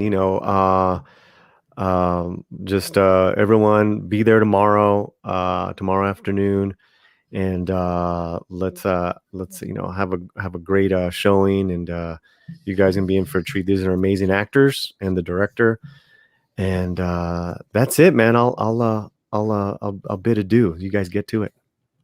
Oh, well. All right. Well, thanks for joining in, and look forward to seeing you again tomorrow for Blood In, Blood Out. Yes, the I gotta reunion go. panel. Yeah. All right. Take care, Paulie. And All right, thank Tom. you so much. You got it. Peace. Bye, Rob. Yeah, we're Later. looking forward to that. That's going to be amazing. So hopefully you guys will join us for that. And Quite a huge reunion, it sounds like it's going to be. yeah, it's going to be very cool. And then we have Durao On, who says for €5, Disney is making an example out of Gina Carano. Case in point, the canning of her episode from the Bear Grylls show. Love you, La Reina. Well, I will be sure that she to deliver that message to her. Yeah, I think we brought that up earlier too, didn't we? Yeah, maybe we did. No, that was another one. Well, not that specific super chat, but that topic. I mean, the topic we did bring up, but not that particular super chat. But yeah, the topic we covered. Smith Self says for $4.99, Disney has a plan. Wile E. Coyote had a plan. How'd things turn out for him? Yeah, that's like the thing. Disney had a plan, and Kathleen Kennedy subverted it. And that's the big deal here. Joe Pat 87 says, how much longer can all this deflection even work? Well, this article in Forbes is a sign that it may not work for very much longer. Servant of God 777 says, Disney is going to die at the rate they are going, and they can only really blame themselves. KK's agenda will go down as ending Disney. Yeah, well, we shall see about that. She's not the only one. There are plenty more vipers in that particular nest. Michael Miller said, News of the World was my third favorite movie of 2020. That's the one that Kamran Pasha recommended. I don't know about the movie, but it's like one of my most favorite Queen albums. Yeah, that too. Like, more things can be true at once. Yeah. Oliver Klosov has an idea. Is it possible that they will ask the government for a bailout for their incompetence? Oh, I assure you that they don't even have to ask. Yeah, that will have already been prearranged, and that bailout has already happened, courtesy of your tax dollars, as I see you're sending American dollars. Greg Marquez says for $5, what most in Hollywood have forgotten. I want to give you my money. Just don't lecture to me. Entertain me and make me think. Yeah, truer words were never spoken. And Sir Brastion says for £2 JPEG script said praise KK plus Forbes equals setup. Yeah, I think there's some 4K chess being played right here, and Kamran Pasha is of that opinion too. So it'll be interesting to see how things develop from here on out. Lord Trinan says, Forbes has lowered the Death Star shield, and now the rebel fighters are in the superstructure, aiming for Emperor Bob and Darth Kennedy. Greg Marquez says for $10, thank you so much. As for Disney, as an owner, i.e. stockholder, of the company. I expect you to put out good product that people want to consume, like Disney of old. And yes, that's what I like here, like that the people actually paying for this have to start taking responsibility, and that's kind of what we may be seeing some things of. Deborah Young says for $10, Disney and Lucasfilm has been nothing but short of vicious to Gina. Not just canceling her, they are trying to bury her career completely, removing her from everything. Yeah, that's pretty nasty. And the humor hole says, how I feel about Star Wars. Tom, I need you to do your best Ivan Drago. If it dies, it dies. That's exactly right. And you didn't even see the super chat. You just knew. But that was exactly right. And Joe Pat 87 says, they're inevitably going to make KK a Disney legend. Well, they better do the same for Jim Cummings in that case. And Michael Millard says they need to reevaluate the Disney canon as a whole. Are they still trying to cancel Jim Cummings, speaking of? I can't remember how that turned out. Who is Jim Cummings? Remind me. Voice actor. Okay. What's he done? What has he done wrong, I should say? Oh, his ex-wife was making a bunch of salacious claims on him with very little evidence. It sounded more like a nasty divorce kind of situation. And, of course, he had to defend himself. But, I mean, I have no idea where it went from there. I haven't heard anything since. So I don't know if it's just one of those things that's being held off because of current situation, that it was something that was supposed to go to court or what. But, yeah. I mean, they were pretty kind of meh. Yeah. And then Granwasu42 sent a little doggy super sticker for €5. Thanks for that. And says for $4.99, we witnessed widespread harassment across the entertainment industry. Anyone who denies this is inherently unethical. And Charles Sullivan sent a $2 super chat with either no message or the message redacted by YouTube. But thank you for the support. Brad DL gave us an update on Jim. He evidently won in court, so that's probably why we haven't heard much. Oh, okay. That would explain it. Yeah, probably got tossed out is my guess. Yeah, quite possibly. And Wesley Snipes, says for $5 Canadian, KK and her goons could learn the root of their problems stems from the perspective in which they view the world. What's your favorite cheese? I like Asiago. Tom, wouldn't yours be Brie? Brie cheese? I like people. You like people cheese? I like people cheese. No, if I have to pick one, it's usually mozzarella. As for me, I think I'll go with cheddar. I've learned to appreciate that. But I mean, if I have to eat it straight, probably Munster. I mean, yeah, Munster is good. Yeah, I mean, because it's reminiscent of Swiss, or not Swiss. God, I'm fucking tired. Oh, if I have to eat it straight, then the answer is real Norwegian G35 goat cheese, which is not as bad as it sounds. It sounds kind of like fudge. Well, most cheese in Europe is made from goat milk, isn't it? I mean, no, not most. Only some. Okay. Yeah, pecorino is good. Pecorino. Don't discount cheddar. A nice, good, sharp cheddar. I actually like more mild cheddar, to be honest with you, but closer to a Colby would be even better. Well, you're from Wisconsin too. So. Yeah. I like my salty cheeses. Like I said, Asiago, I love. That's why I like. And moving on from all this cheesy talk, BK0271 says, I've been binging older shows, lots of badass women in them. Just makes the hypocrisy of woke idiots more prevalent. I'm desperate for a good TV series.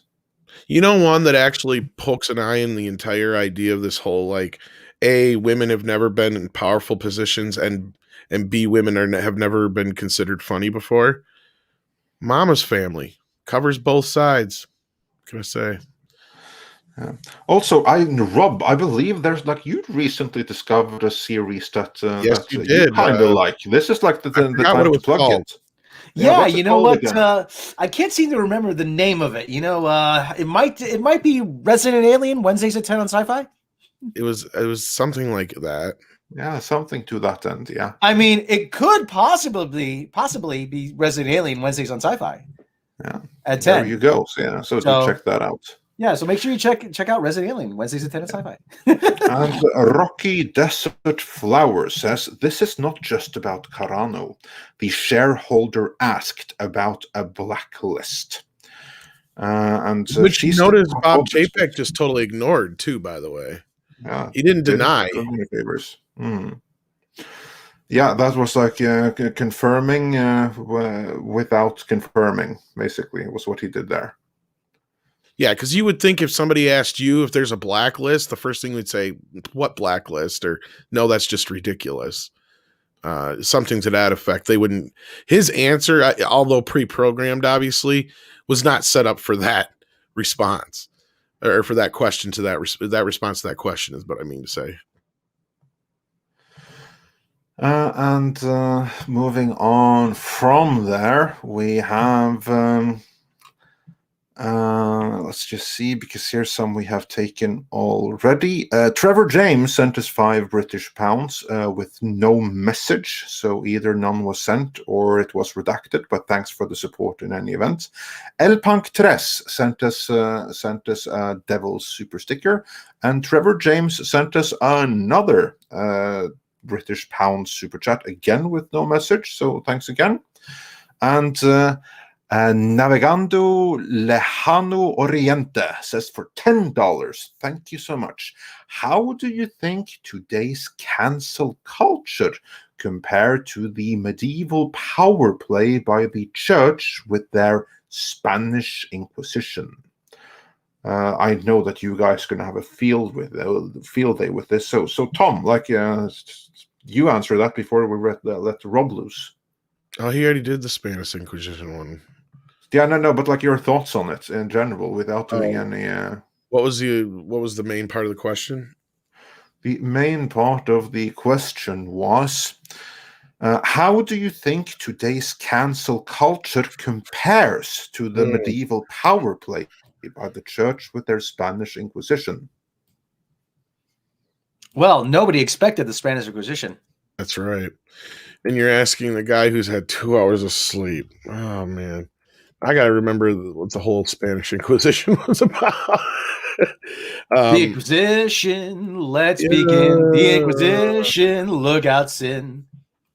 Okay, like from my recollection of it all, I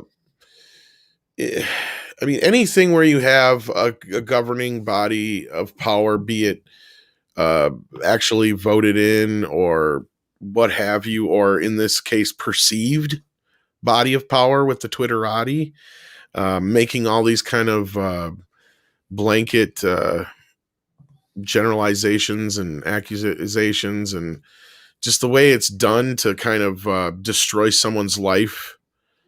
I'm sure it's very similar. Like there's a lot of parallel. Like that's one thing. I mean, I've always said where I just don't, even if Gina actually meant the Instagram post to mean what all the media and everybody else is claiming it meant without even asking her first, because she didn't make any claims on that thing. She just posted it and people said that's what she meant, right?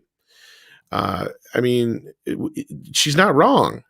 And things like that, and comparing it to things like the Spanish Inquisition and comparing it to other, things like the earlier we talked about the whole communist thing in Hollywood. What was it called?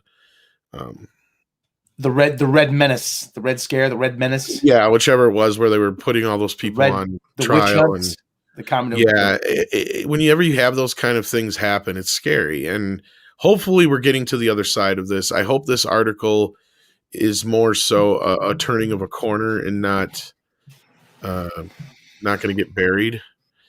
Because, this is what I've been saying all this time. More people from the other side, more people who are not white men, white straight men, more or less, need to start speaking up more about it, or nothing's going to change.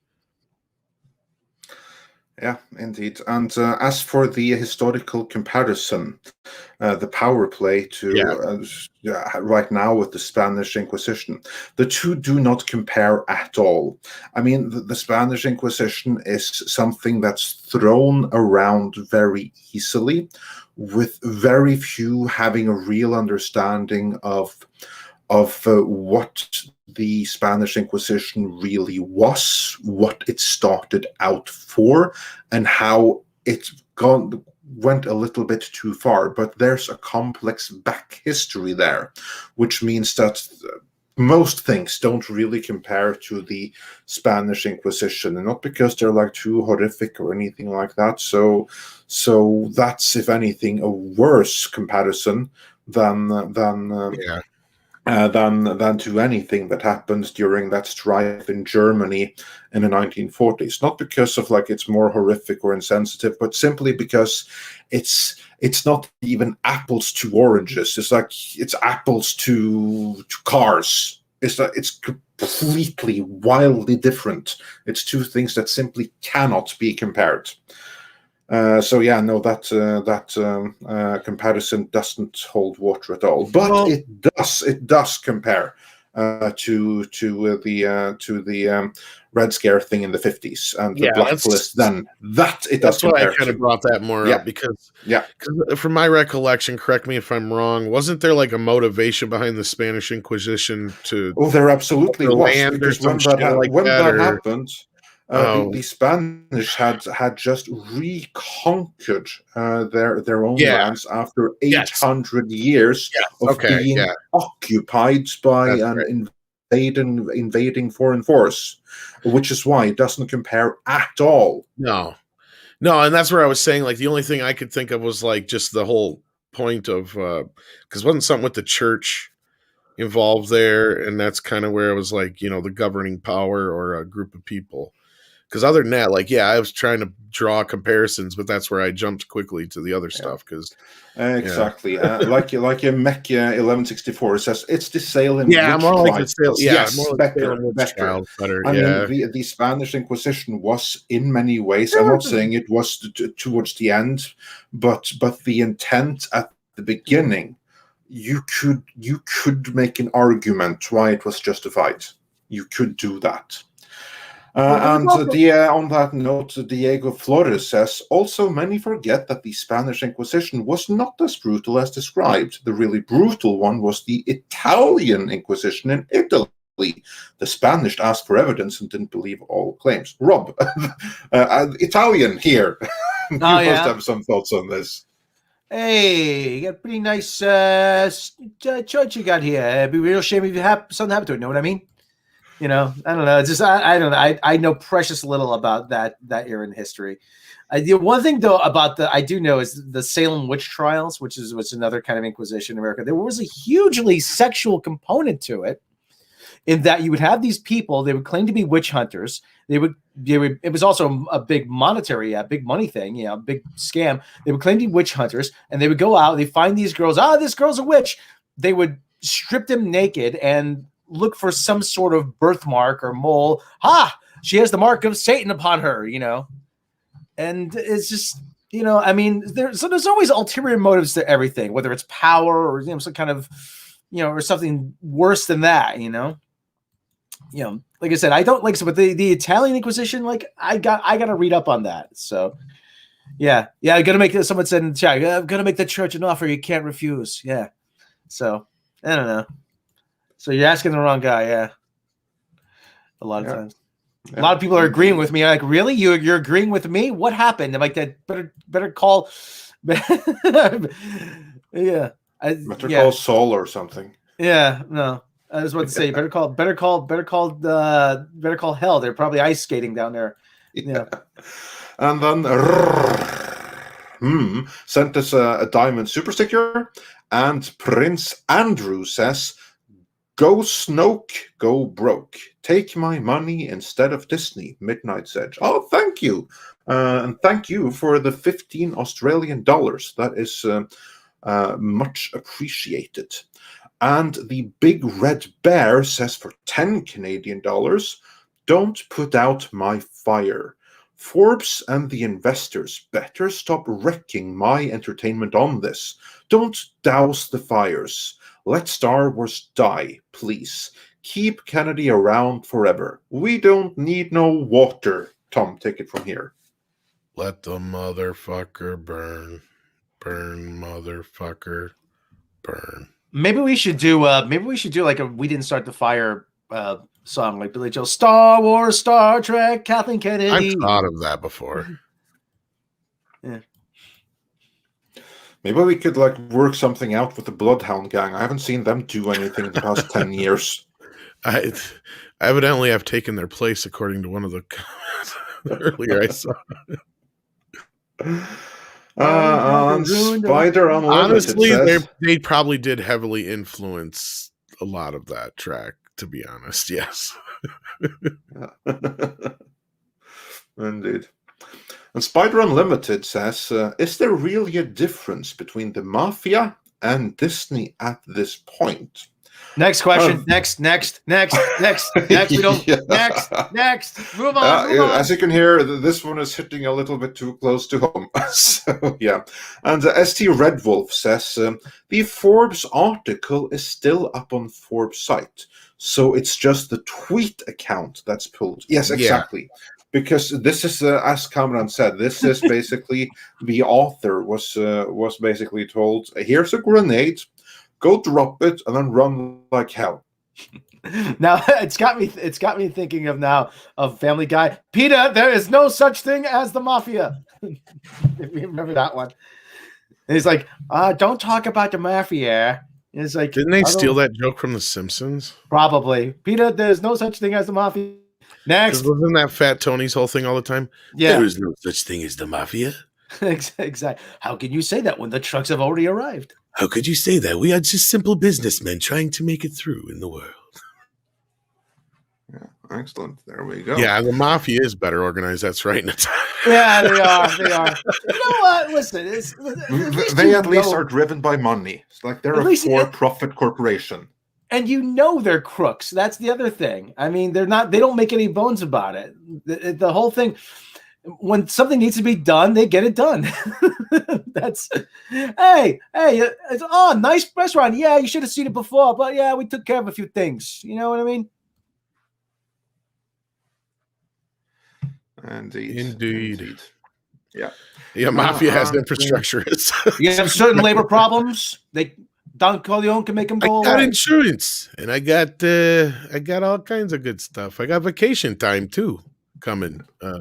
I guess there was a bit one time on HBO that not necessarily the news.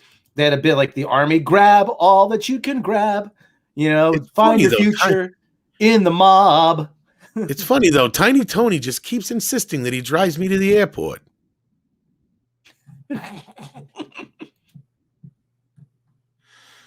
Rob got that one. Hey, Louis the Lump, how you doing? Leave the gun, take the cannolis, right?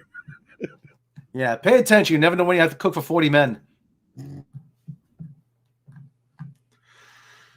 And then, moving on from all the mafia talk, we have who says for $4.99. It doesn't matter if she stays or goes. What they may do is limit her influence, which would be worse than getting fired. No, I'm not so sure about that, but yeah, we'll see what happens. And then Trevor James sent another British pound with no message. So thanks again. And Revkor says for $5. McCarthyism doesn't work for comparison.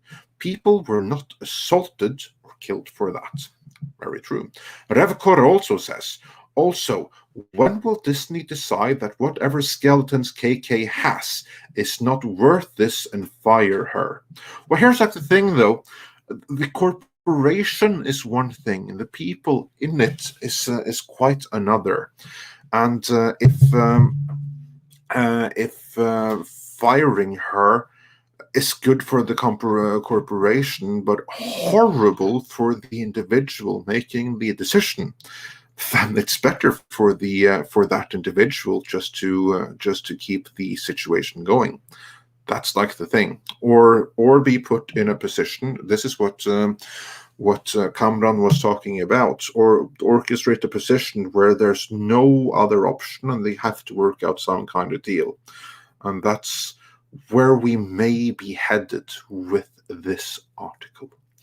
And then action comes, says, for $5, is there any chance that KK could take the hint and get out on her own terms? She could nuke things, but the investors have the fans. They can rebuild. Tom, your thoughts on that? Is there any chance that KK can take the hint and just get out on her own terms? I don't think she would. That's the thing. There's such cognitive dissonance involved with this that, first of all, if she was even as hands-on as a lot of people probably have already heard me say, I don't think she is. When these people are told, and by these people I mean the people in the Hollywood bubble and the people in the SJW bubble and all that kind of crap, when they're told they're wrong or they did something wrong, that's when they jump to the whole, well, it's because they're istophobes, that's why. And as I know, we talked earlier, and I like to push and I like to challenge ideas, and I'm not doing it to be a dick or to be condescending, but I'm just doing it to put it out there. But no, I don't totally disagree with what Cameron said earlier. He's probably right on some of this stuff, but I just don't see how they would do it at the expense of making Bob Chapek look bad, unless this is Bob Iger doing it. Then that would make sense. But no, like she would never admit it, and not in a million years.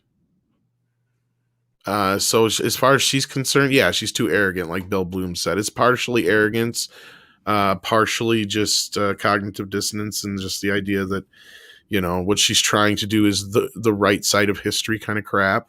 If you listen to some of her interviews, it's pretty clear the kind of person she is and the kind of mentality she has, and that she would never get to that point. Rob, you're muted. Yeah, I was muted. Yes. I agree. I agree with KK would ever. Yeah. Do you think KK would ever realize she's done wrong and just kind of no? She will go down with the ship. Phrasing. She will absolutely. She will never admit to any wrongdoing. She will never admit that she fucked up the franchise. She will never take on any sort of responsibility. She will be convinced that she is right. She will never once question any of her actions. Yeah, and the fact that Chapek just kissed her ass through that whole fucking interview, I don't know. Or not interview, but well, I guess it kind of was, but you know what I mean. I keep saying, like she tells Frank every evening, I'm not going down without a fight. So thank God. Yeah, indeed. Now, I don't think that that she's going to. She may go, but only if it looks like she's been massive success, and it looks like she's going to something better. That basically she's promoted to something even better. That's the only way I can possibly see that happening. At her age, though, she's just going to be like Rob said this too before, is besides retiring, they'll give her a bunch of awards. They'll put her on a bunch of, film panels and stuff like the IF. What is it? The AF, whatever. AFI, American Film Institute. Which I think she's already on.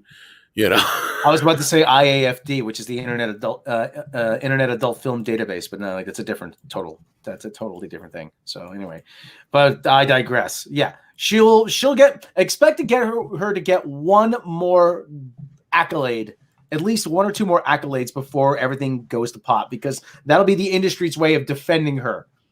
One last time. Oh, we can't let you go out and disgrace KK. Here's a Lifetime Achievement Award for best, for outstanding work in the field of excellence. you know. Indeed. IFB is better than Disney Plus. Yeah. And moving on from there, Hypergiver 2 says, "Hail Midnight's Edge and Kamran. I have some words of wisdom that have spoken to me quite a bit recently that is worth sharing, and I want to hear Andre say this." Oh, and then you guys can't see it, but here is a sentence in what looks to be either Icelandic or ancient Norse. The two are extremely similar. He wants to hear me say it. I'm going to give it a try. I should hear this, but because this is quite a bit ways from modern day Norwegian, but I'll try. Varstu bøl kent, kved du bølvi at og, gef at pinum fjandum frid. So no, that wasn't a call for Cthulhu. That's either Icelandic or ancient Norse. I think it's probably ancient Norse. You mean you didn't push the button? I want to see. Just give me 1 second. I'll find out what it means. I understand a bit of it. Varstu bøl kent. That means where you feel something. Bøl, I think, is evil or nastiness or something. Kvøði and pinum is pain. I'm gonna Google this. Let's see. Are you sure he's not talking about having an STD? You can apply it to that, but just give me 1 second. Should be fairly fine here. Okay, I got it. Okay. It's from Ho. Yeah, it's ancient Norse, and it's from Hovamol, which is basically the Bible of the Vikings, for lack of better terms. And what it means is wherever you recognize evil, call it out as evil, and do not give your enemies any peace. Sounds like something that Conan the Barbarian would say in a very, very Viking way. It kind of does. So, yes, wise words. I approve. And I hope I didn't butcher the pronouncement too badly. If I was Icelandic, I would have nailed it completely. No, but you might have. I don't think I raised was the army too far of off, the dead. though. But you might have raised the army of the dead. Who knows? Yeah, maybe. I don't think I was too far off, though, because like modern day Norwegian and the ancient Norse, although the words are different, the phonetics and how the words are pronounced is mostly unchanged. So I don't think I was too far off.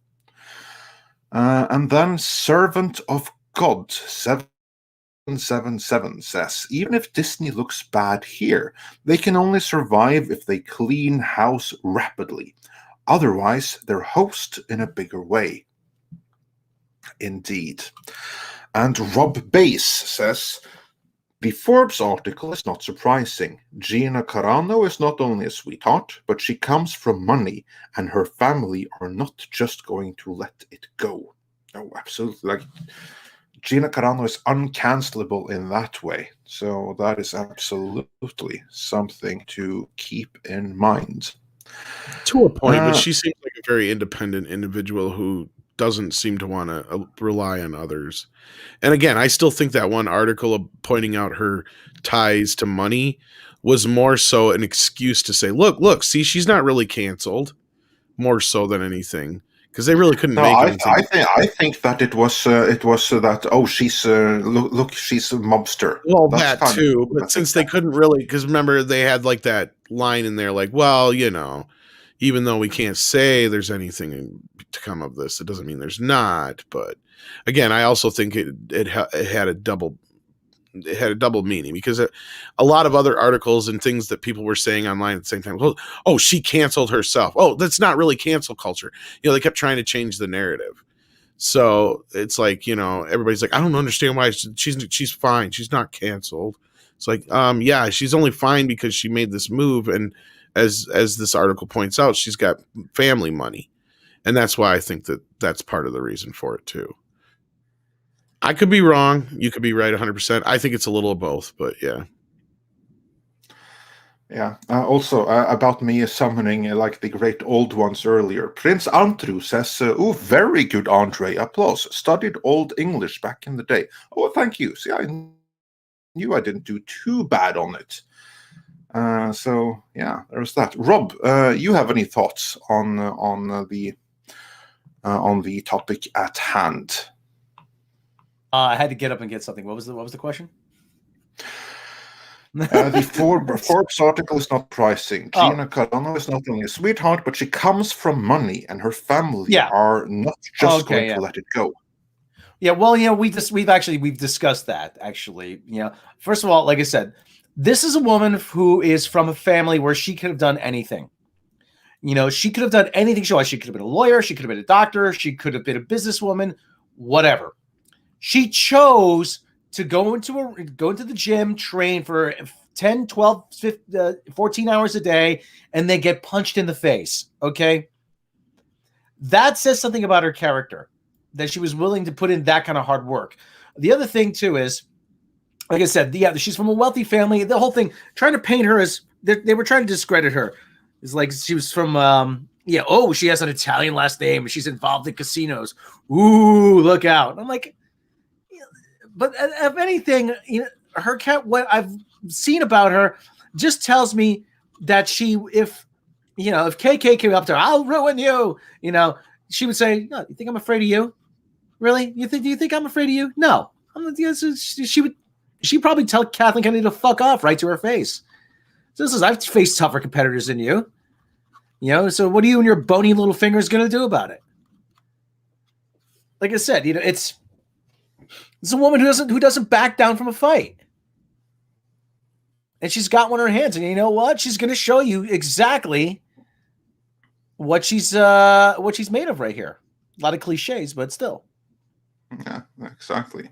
Again, they went up against someone who's not going to back down and who has the family fortune behind her to back her up.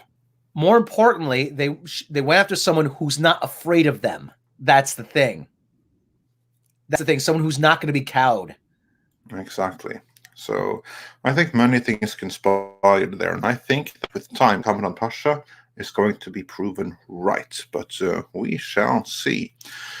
Then we have Okadus, who says, "What if this is not being done by Chapek, but instead by KK, so that she can take over all of Disney?" Yeah, that's not going to happen. Ain't no way. There's no universe where she will be in line to take over all of Disney. The shareholders, who actually have to approve of the CEO, won't stand for that. I mean, the people like George Lucas, like the widow of Steve Jobs, like the Rupert Murdoch and his family, like these are all huge shareholders in Disney, and none of them are going to stand for Kathleen Kennedy taking over as CEO of Disney. Not happening.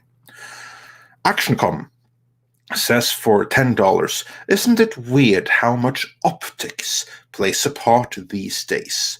Be it running a company or a simple trial, people need to think of getting your message out, or else you're in for a world of pain."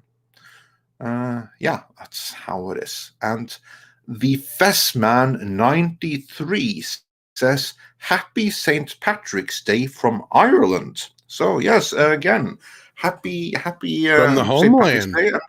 And I do believe it's pronounced, Mags clarified, I think it's pronounced slancha or something like that. It's the Gaelic word for cheers, but in any event, cheers, bottoms up.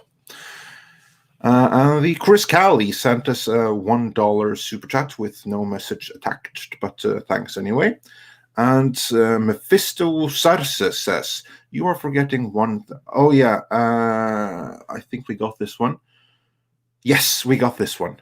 And then Giga Chad Actual says, for 200 Norwegian krona. So, countryman here. Kathleen won't go, because if they dare threaten her, she will ruin Iger and top brass in Disney, because she probably has some rancid blackmail info on them. Hollywood is a cesspool, but please feel free to change my mind. Well, we didn't go into your super chat specifically, but Kamran did address that before he left. And just to summarize that for anyone that joined later, with this Forbes article, they may have gotten the justification that now there's no other option. Now the shareholders are involved. So we'll see what happens. Yeah. And then Admiral Awesome says for $2, really hope Disney goes under. Screw the mouse. And Powerhouse 420420 says, FYI, the Geode video reaction is unlisted. Yeah, but it's in the playlist. So just check out the Star Wars playlist and you'll find it right there. And Mycetus says for $5, isn't it weird how the last episode of Mando barely aired 3 months ago, yet Gina's been fired and moved on in the same short space of time? Yeah, I don't think anyone ever made a quicker comeback from being cancelled than her. Can you think of anyone? Tom? Boy, that is a good question. Not offhand. Because, I mean, most of them, even the ones that have been given their jobs back and all that kind of stuff, it usually takes a few months. Sometimes a couple of years. I think Gina was just fortunate that, she was right. Well, the only person I can really think of has made a huge comeback, even bigger than this, is Robert Downey Jr. But he took years. It took years, but he did a lot of really bad. He did a lot of stuff that was personally self-destructive. That's the thing with the gun, with the drug use and the booze and being in court. But when he got a second chance, he made the most of it. Into people's house and falling asleep in kids' beds. Exactly. Geez. But he, like I say, he actually, and let me tell you something. You want to see how appreciative Robert Downey Jr. is of his second chance? Go take a look at the video where he gave the kid who lost his arm a robotic arm that was 3D printed in character as Tony Stark. I dare you to say that you didn't get teary-eyed watching that. That was amazing. And the kid says, they said to the kid, "Do you know who this is?" He goes, "Yep." "Who?" And the kid goes, "Iron Man." He's like, "Yeah." He says, "Do you know his real name?" "Robert." He's like, "Nice." And it's like I said, it's those kind of moments. Listen, there's nothing we love more than a comeback story. And I think Gina Carano is going to have a pretty big one.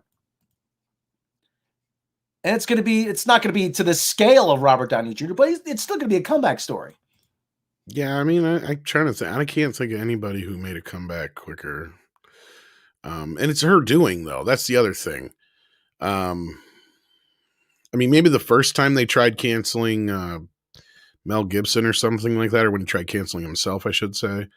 Because I think he got away with it for like the first 2 times. It wasn't until like the time when he really, really let it rip that it was done and over with. I'm not gonna go into it. Go watch the Mel Gibson apology from Family Guy. Oh, the other one I could think of is Hugh Grant. He bounced back pretty damn quick. Yeah, he leaned right into it too. That was yeah. I was like, yeah, you know what? The whole I'm sorry, cute little English boy. I'm sorry, you know what? I made a mess of things. I'm a naughty boy. I'm naughty. I'm very naughty. What can I tell you? I'm naughty. I'm sounding more like George Harrison now. I'm very naughty. Yeah. So. Yeah, Winona Ryder never really got canceled. She did try to cancel Primus, though, which was fun. Did she? Yeah, she did. She and her boyfriend, back in the 90s, when Les Claypool and Primus had a hit song that she and her boyfriend had signed. Oh, thought yeah, was very offensive. Winona's Brown Beaver. Yeah, exactly. Forgot all about it. Well, happy to bring those memories back again. Margaret Ray, back in the day, Margaret Ray, the actress, she used to do a series of commercials for a denture product. She'd say, "Hi, I'm Martha Ray or Margaret Ray? Martha Ray." She said, "Hi, I'm Martha Ray, the big mouth, and hi, denture wearer," and and Letterman made a joke about her, and she sued Letterman for saying Martha Ray, denture wearer, condom user. That was the joke. And everybody was just like, would you like it? Lighten the fuck up, please. So yeah, this kind of stuff goes back quite a while. A lot of people have forgotten about that. I haven't, because it's Letterman. Letterman was a freaking genius. Letterman's been canceled like a million times. Letterman, yeah. Eddie Murphy made a pretty quick bounce back too after the whole picking up a trans hooker deal. That's right, didn't you, Ed? Yeah, that's true. Everyone forgot about that. Well, and I think because people believed his story, because there's been other stories that kind of came out afterwards that kind of supported it. And I don't really think he did anything or had any, because if you know anything about Eddie Murphy, he's like real OCD about weird shit. So yeah, I don't know. I think his story was real. He could have been lying, but nah. I don't know. I mean, there's a difference between being canceled and being involved in a scandal, though. That's the thing. To a point, yeah. Like that's the thing that's kind of different here. I mean, you could look at it the same way, because usually these scandals lead to being canceled in some way. At least that's the way it used to be. Nowadays, you're right, Rob. It's manufactured by these outside forces. Yeah, I mean, it used to be based on your actions, not on your words. I mean, if you want to go back far enough, Fatty Arbuckle. I mean, there was like that was probably one of the originals. Yeah. The original ones, yeah. A young girl ended up dead, and Fatty Arbuckle lost his career. And, and he was involved in that, and probably rightfully so. But at the same time, it wasn't over anything. Yeah, George Michael was another one. But again, that was a scandal. That was like a scandal. He was caught doing a lewd thing in an airport. Michael Jackson, of course. Michael Jackson, yeah. And there was, yeah. I mean, if you want to go similar, probably would be like, when what's his face who played Kramer, Michael Richards, went and spouted all the N-word and stuff. Yeah, yeah, he's still canceled. Oh yeah, he's probably one of the originals. Canceled. Like, yeah. I remember they did that to what's his face too for a while. I just forgot his name. Sidney Boinstein. Help me out here, Rob. Gilbert Gottfried, yeah, because he had said some stupid shit. I don't want to say Louis C.K. was canceled, because Louis kind of was, yeah. He kind of was. Louis Anderson. Mm-hmm. Louis Anderson was another one for a while, yeah. Because somebody made some accusations against him. Yeah, but like I said, you had to actually do something that was harmful to someone else, not just say I said the wrong thing. I said something that was taken out of context. Yeah, Paul Rubens. Yeah, Pee Wee Herman. We said it. Buddy of mine who used to any good jokes lately? Buddy of mine used to run a t-shirt company when he was living in Austin. No, he was living in San Diego. On the front, it had a picture of Pee Wee Herman as Paul Rubens is Pee Wee Herman. Pee Wee when he plays with his friends. On the back, it had his mugshot. Pee Wee when he plays with himself. That's pretty good. Yeah, I wish I had one of those shirts. I think he'd even get a kick out of that, especially now.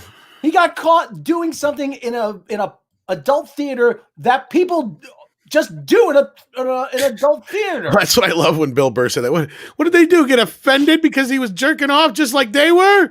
It's fucking Pee Wee. They still canceled him. Yeah, no, I think what they said was that he got caught jacking up in the place you're supposed to jack off. Yeah, that's what it was. Yeah. He got caught jerking off in the place you're supposed to be jerking off. That's what he said. Yeah. I always tell people, it says, just be thankful you have all the adult material you want just piped directly into your home via the internet. Because back in the day, like I said, you'd be sitting in front of someone like Pee Wee Herman. Well, and it didn't help that he was in his getup for Buffy, so he looked all scraggly and shit. So his hair was long and he had the beard and shit. And he was visiting his parents at the time, which made it even worse. And I think Bill was right in that. And, you know, I've said that too. The cops, they knew who he was and they were looking for a score. They'd been busting that theater a few times a week or whatever. And yeah, it was just he got caught in the wrong place at the wrong time. So, like, to me, it was one of the worst cancelings in history of entertainment. It was just like so dumb. I don't know. Anyway, looking back on it with context, exactly, context is king. Because there were so many lies that came out about that. And the media didn't even hardly try to stop the lies from permeating. I mean, I remember hearing all kinds of crazy shit. I'm not even going to repeat some of the shit that was being said at that time. That was like, no, that's not what happened. You know, like, geez. Indeed, yeah. Narratives can change and get distorted. But yes, how many super chats we got? Yes, let's get through them. Yeah, we have a few left. Primarch Vulcan says, oh, here's a good one. Have those that have seen the Snyder Cut already indicated if the aspect ratio was fixed from what was in the trailers? Well, Tom, do you want to handle this one? Hate to break it to you, but that is the aspect ratio. That's the chosen aspect ratio by Zack Snyder. For the entire movie. For the entire film. Yeah. Do you think it's going to be like 16:9 when the super ultra 4K mega deluxe edition comes out? No. No? Okay. If they were going to do a 16:9 version, it was going to be for HBO Max. Yeah. Exactly. They compromised is what happened probably. He got his black and white version and got his aspect ratio, but they got a color version of it. So that's pretty much what I think happened. I wonder why he would want a black and white version. I never quite understood that. Like, yeah, why? Like, my vision requires like the IMAX ratio and black and white, so it can look just like the movies of the 30s. To be clear, it's not even IMAX ratio. That's more what it is, Andre. I think he's trying to make it more look like a film noir. Like from the 30s. Yeah, as I said, like it looks like the movies from the 30s and 40s, because that's kind of like what he seems to be going for. And of course, I can see their point of view, because like if he had done it in black and white, it wouldn't have cost nearly as much to finish the movie up without the color timing. That could be another reason why he decided to do it in black and white. He's too many arguments over the color timing. It's like, fuck it, I'll just do it in black and white. We'll do it in black and white. Zach, there's too much brown in the movie. There's too much brown. You gotta add some color. There's tan, and there's brown, and there's black. Okay, look, what am I supposed to do? I'm seeing brown, more brown, and brown. Look, and again, I want to say this, and I'm not trying to be condescending or unhopeful or anything like that. I'm sure the Snyder Cut is going to be just fine and fun and epic and all these things. But let's just imagine for a moment, had that movie as is, even if it was cut down to 2.5, 3 hours, in Zack Snyder's version still came out back then, I really am not so sure that it would have been as popular. But I'll wait till I see it, maybe tonight or tomorrow. I'm not so sure when I'm going to get a chance to watch it. We've got other things to deal with first. Yeah. So. Zach, baby, we love it. I think that you're probably right. That the reason it has this mythical status is because of everything that happened to it, and we got what, by all accounts, was a vastly inferior movie in theaters. And then time has gone, and a legend has happened. That's Zach, baby. Zach, baby, we love you. We really do. But what's wrong with a little blue, maybe a little green? We're doing it black and white. All right, Zach, whatever you want, baby. Well, and that's kind of been the trend too. Like Mangold did Logan in black and white. Miller did Furiosa in black and white. What the hell the name of the movie was? Fury Road. Isn't that's really it's black and white? He did a version of it in black and white. There's a black and white version of it. That I and which some people will go watching because I love the colors in it. Right, yeah. Like I'm not a fan of that usually, and most people would just be like, "Well, why can't I just turn the colors off on my TV?" I mean, I understand the reason for having it because it is a different kind of, timing, and it's not the same as you would have just turning your picture to black and white. I don't know. For some things, I can understand it. For others, I just don't. For something like Mank, okay, that movie got nominated for a bunch of Oscars, and it'll probably win a bunch of Oscars because in a year where nothing came out, it was one of the better films, I guess. Honestly, I say RKO 281 was a better film, but I digress. The fact that it was in black and white, perfectly fine for the film, set the period, set the tone. What I didn't like, though, was the fact that the sound, they made it sound like you were watching a movie in a theater through the whole thing, and that thing is up for sound. Like, that was annoying as piss through the whole movie. It was like I accidentally had my stereo switched to the hall setting through the whole movie, if you know what I'm getting at. Like, because everything just sounds echoey through the whole entire thing. Yeah, I see what you're saying. Yeah, I haven't seen myself, and I am no the rush to do movie's so. The movie's okay. That's hardly a ringing endorsement. Well, here's the problem: is it depends on what you believe. That's the biggest problem, because this movie is showing from the idea that basically Orson Welles had very little to nothing to do with the creation of the story of Citizen Kane, and it's all Mankiewicz. As to where RKO 281, I think, shows a little bit more accurate what really happened. Because there is evidence to prove that Orson Welles had a lot of influence on the script writing process, and he changed a lot of shit during production. So, again, I digress. The better of the films, in my opinion, about the making of the movie, because they don't even show you anything about the making of the movie. Most of the movie is what's-his-face playing Mank laying in a bed through the whole movie. It's kind of fucking boring. And it's told in a lot of flashbacks and shit. So it's essentially The English Patient. Not as bad, but yeah, kind of, sort of. English Patient Hollywood edition. Yeah, that sounds about right. Moving on from there, Edgy number 1 says, buy 1 share in Disney. It gives the right to interrogate the company. You see there. That's certainly it gives you the option. If you have enough shares, or I was just going to say, I know from gaining from how it works, from what Lorena was saying, you can get in on certain phone calls, but yeah, it's like almost like a chance thing. Yeah, but you get the opportunity, like Andre just said. Sorry. Yeah, it gives you the opportunity. Otherwise, you have none. With that, you have a chance at least. And Oliver Klosov says, Gina Carano is a martyr. A martyr cannot be silenced.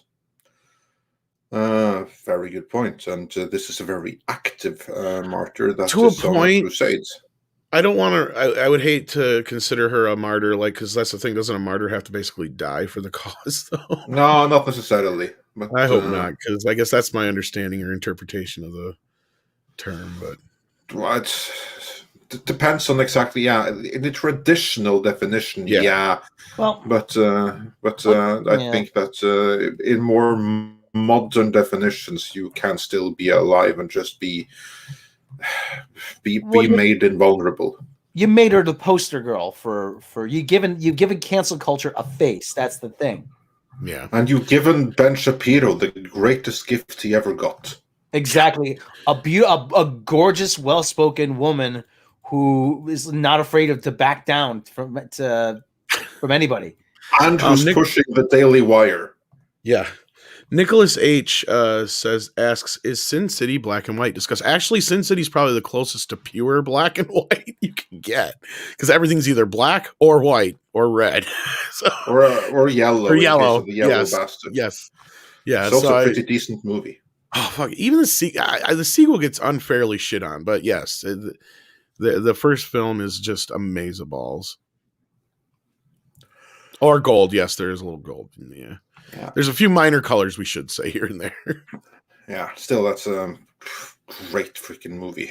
Absolutely. To think that that freaking Weinstein prevented him from doing so many other cool movies.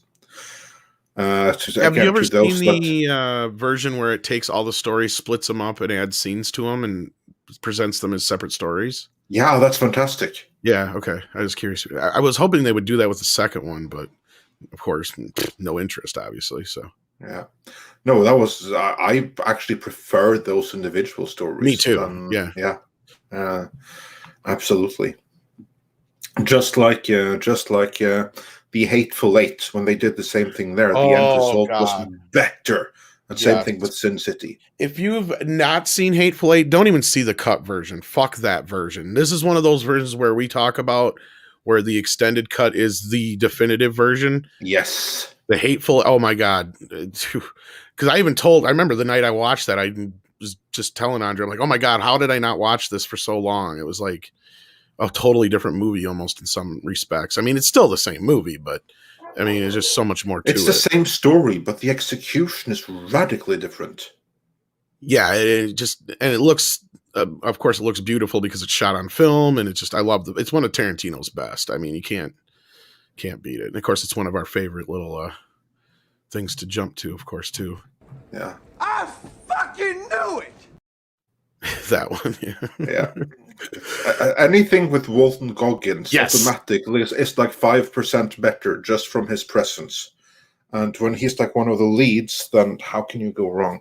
Which is cool about that movie, because at first you don't realize he's gonna be one of the main leads. I mean, you know he's in it, but then like the way it switches throughout, it's really cool because you're like, oh, Kurt Russell's obviously the star, so you know it's kind of cool. Not to ruin too much of the film, because I don't even think Rob's ever seen it. No, I have not. See, you'd actually probably enjoy that one. That one's probably one you'd get into. It's a bit of a haul to get through, especially the extended cut, but once you get into it, you get into it. It's good. Is there any karate in it? That's the thing about it. But it's still Quentin Tarantino, so it's got a great cast. There's a lot of gunfights, and it has Walton Goggins, who was in Karate Kid Part 3. Oh, okay. And Samuel Jackson's in it, so of course you can't go wrong there. And Kurt Russell. That's close, I guess, right? And what's her face? Who's the chick in it? I always forget her name. One of the Breakfast Club. I can't think of her name. Ali Sheedy, Molly Ringwald. Was it Ali Sheedy? Well, we have the internet, so we can't find these things out. Imagine back in the day, we didn't have the internet. We had to rack our brains for like 10 or 15 minutes trying to... Yeah, I remember those days. It was much easier doing trivia games back then. Yeah. Jennifer Jason Leigh. Jennifer Jason Leigh. Never mind. Yeah, it was. That's fast. Not Breakfast Club. Fast Time. Fast Time. Yeah. I meant. Yeah. I was like thinking. I don't remember her. Yeah, I got her mixed up with. I got them mixed up, but I knew who I meant. Yeah. As long as you know. I did eventually. Bruce Dern's in it. Fucking. It's awesome. You know, Andre, that's why Guinness publishes the Guinness Book of World Records to sell bar bets and trivia. Huh, yeah. Well, it doesn't surprise me. I mean, of all justifications, then... Yeah, Michael Madsen's in it, too. Yeah. But moving on from there, because we still have a few super chats to go through.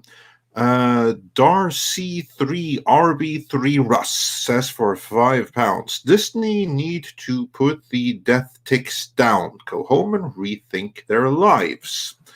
Yeah, someone probably needs to do that. And Dan Ranton says Deep Space Nine was all about powerful women, comma. And then no more. But I would say that DS9 was about quite a lot of things. No, but that came in when we were making that comment.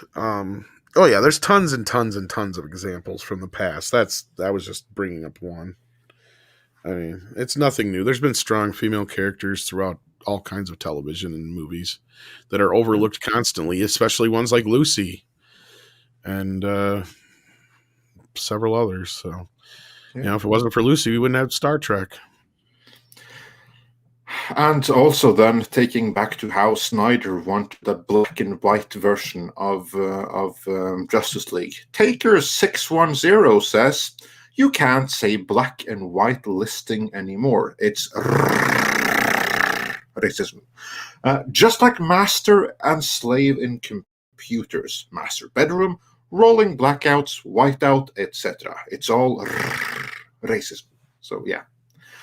And then Diego Flores, he has a comment to you, Tom.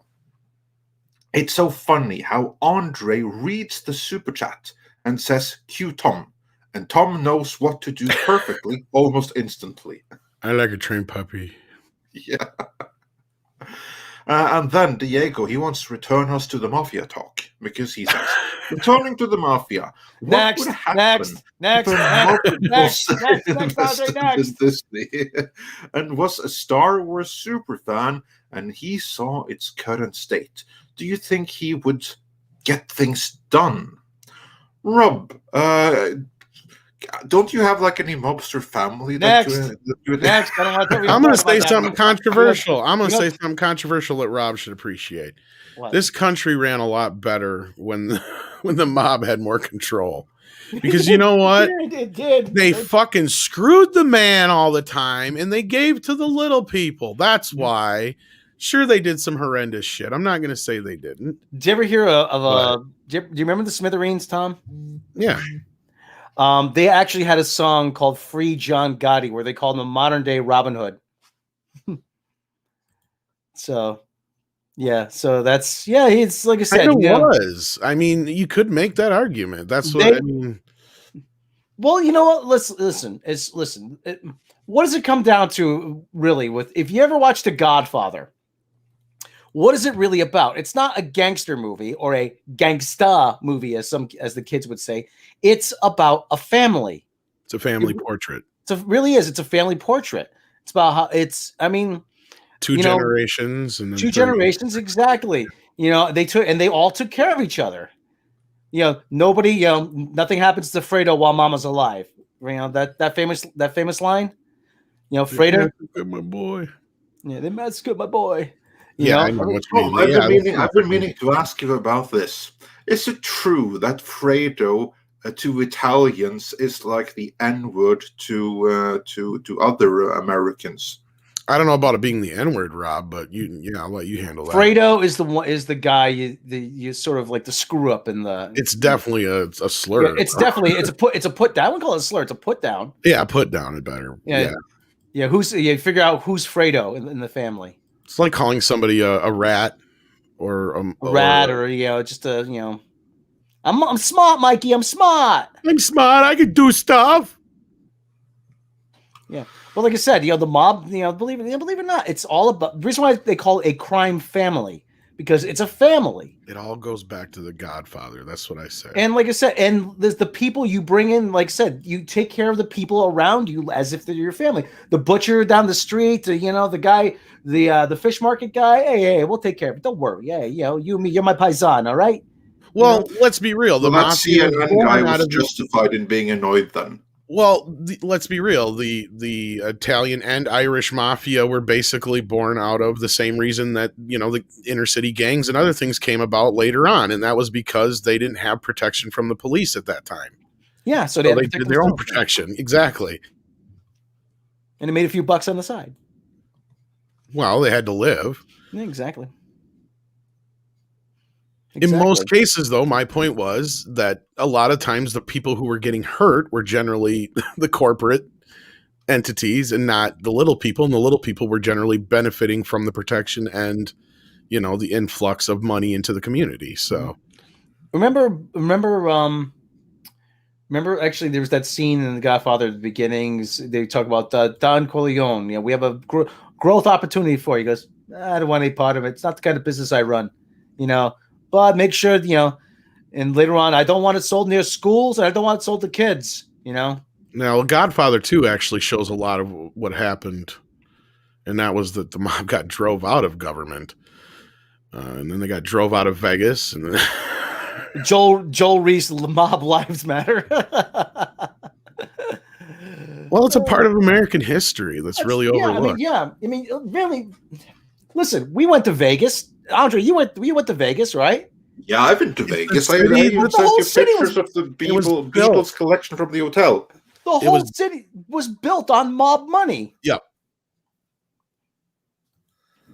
We asked one of the locals, like, how many skeletons are buried in the desert outside here, and the answer was like a hell of a lot.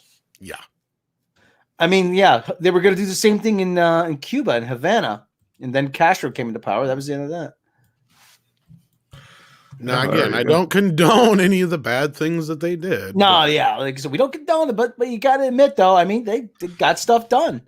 It happened. It Well, that's happens. what you can say. It happened. What It's can we not tell like you? we're condoning, but it's happened. It's a history. And, But you know what? A lot of times, a lot of the violence was internal, though. So I mean, that was one of the things that, you know, at least a lot of times they had a lot of moral rules about taking things outside of quote unquote the family, or outside of, you know, no kids and no women, you know, that kind of, you know, there was generally those kind of rules that they really held standards to. And it was, you know, again, I'm not trying to condone any of the negative things, but I mean, I don't feel like movies like The Godfather should be overlooked. I think they really do portray that lifestyle, in, even if it is a little bit rose tinted in some aspects, but it does really capture a lot of what a lot of people overlook about it. If you get what I'm saying, Rob. I'm sure Rob does. Oh yeah, I get it. Yeah. Sorry, yeah. I muted myself. But again, let's move on from the mobster talk. I think that Phone. Diego got this. See, I'm getting a call now. They don't like me talking about this stuff. Yeah, exactly. Like, yeah, stays within La Familia. You're fired. And then Mario Pilote, if that's how you pronounce it, he sent us 2 identical super chats for $2 Canadian each, so 4 in total. Thank you so much. Funny, I thought his name was Bob Paycheck. Or Cheapskate. Yeah, well, he's not a paycheck for the 30,000 people that were like let go or something, but yeah. Hey, how come he's not accused of being a skinhead, but me and Az are? That's not fair. Yeah, that's and you have that in common with him, so yeah. And Mike Stanmore says for $5 Australian, Chapek is on Bloomberg today talking about reopening. I suggest people go there and tell him how they feel. I did. Yeah, there you go. Share your feelings. And then STR Red Wolf says for $5, referring to me trying to read Norse earlier, and I think I did pretty okay. Andre would be able to talk to Cthulhu in their native tongue, given he survives the mind flaying and wanton destruction. He's fine. Well, thank you for the confidence. And Ram Bam 3000 says, if Disney really thinks that Gina is La Familia, why are they making them angry? I don't know, maybe they think themselves untouchable. Tom, your thoughts on that? Nice. That was good. I don't know if I can top that. That's a good point. That's a very good point.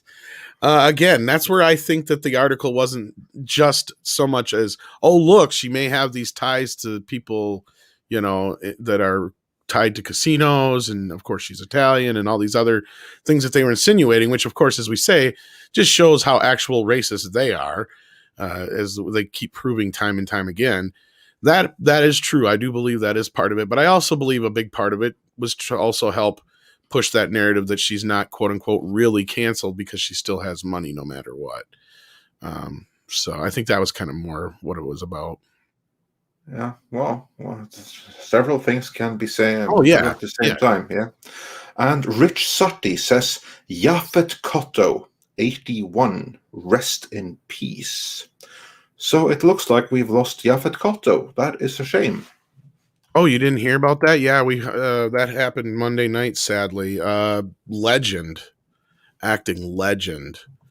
And we talked about that on Toxic Femme, and I think we brought it up last night too on Mead. But yeah, he will be missed. I mean, he's in everything from Bond to, gosh, we brought up all kinds of roles he's been in.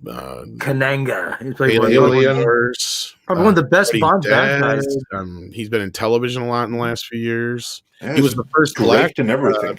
Bond bad guy. Yeah, I think somebody said earlier. One of the best Bond villains too. I mean, Kananga was really good. Absolutely.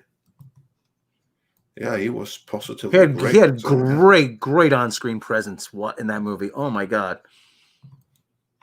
Yeah, we have to get back on that James Bond train so that you can check that out, Tom, as soon as. I've been bugging R&B about that.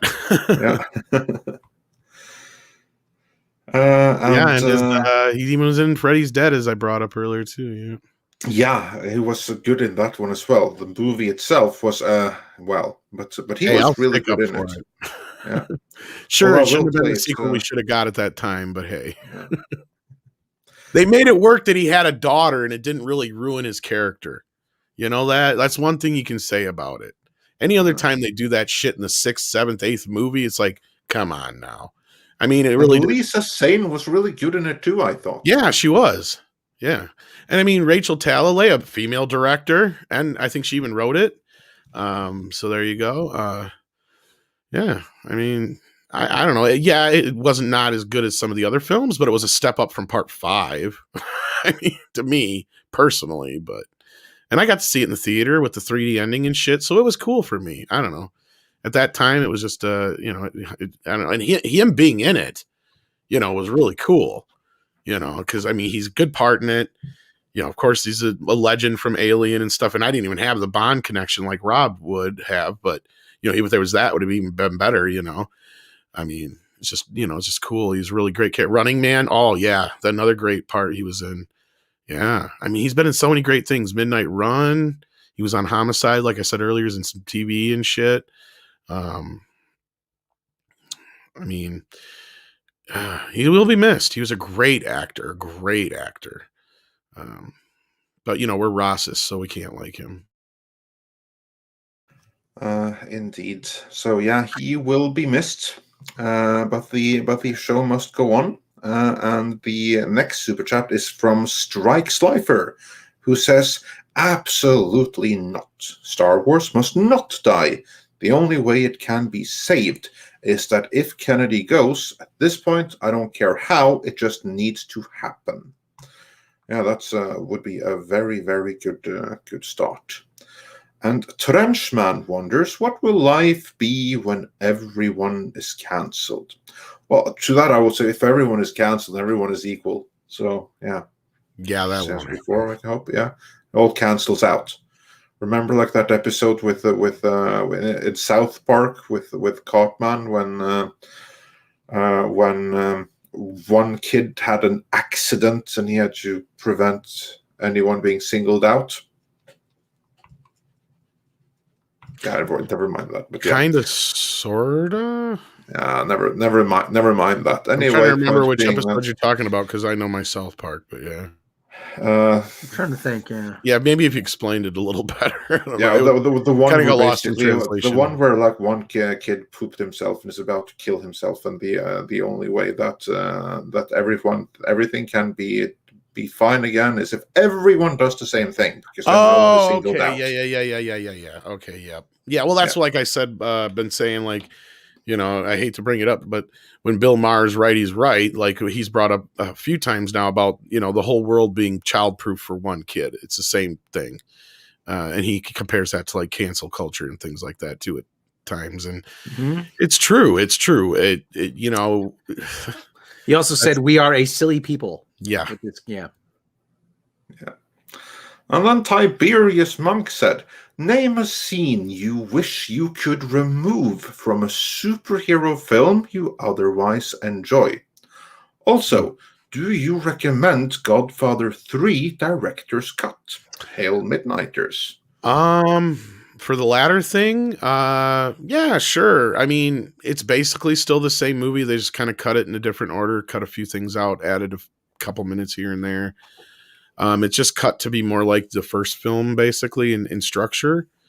It's a little bit easier watch, I guess, in the director's cut or whatever you want to call it now, but either version's fine. I mean, the thing with Godfather 3 is the movie itself isn't the problem. It's Francis Ford Coppola's daughter, and everybody knows it. So you can't fix the movie. It's unfixable. Yeah, talk about someone being born on third base. Jeez. It's not even so much her. It's just certain choices made in the film. Like, I don't know. There's enough in it that you didn't need to make certain things the way they were. Yeah. There's As the second part of the question, I'm pretty sure Tom, you, me will agree on this. There's one scene I would cut out from a superhero movie would be the "Can you read my mind" scene in Superman. Why? Because it just kind of slows the whole film down to a crawl. It's You are not romantic, are you? It's very schmaltzy, you know. It's just he's not a romantic. See that? We just figured it out. If I was going to take any scene out of that movie, it sure as hell wouldn't be that one. It'd be the world going backwards, because that whole thing just totally fucks with everything. Even if you considered him going back in time. Yeah, I do mean the incest, Donkeysaurus Rex. I didn't want to say it. You didn't have to have it be that way. Just the fact that he's part of the quote unquote family is enough for him to go, now you cannot date my daughter because you are now part of the family. You know, you didn't even need it. It was stupid. Anyway, yeah, that whole bit. But yeah, no, superhero movie I'd take a scene out of. Yeah, one that you otherwise enjoy, but that you would take one scene out of if you could. You know what? I don't know if I would otherwise enjoy it, but it might improve the movie greatly in my eyes. And that would be if you take out most of the shit in Batman v Superman. No, like mainly just the whole maybe Lex Luthor's character. And the whole find a different way to include the death of Superman that wasn't so ham-fisted. I don't know. Because the Martha scene and all that stuff, the way that whole third act works out, yeah. I don't know. Outside of that, it's really tough. Because I don't know if there's any that would break the movie if it's just one scene. That's tough. I got an idea for a new Bat-Tom animation, where it's to reenact that scene. Martha! Bat-Tom's like, why did you say that name? Hey, my name. The last thing I saw was Ben Flittermouse.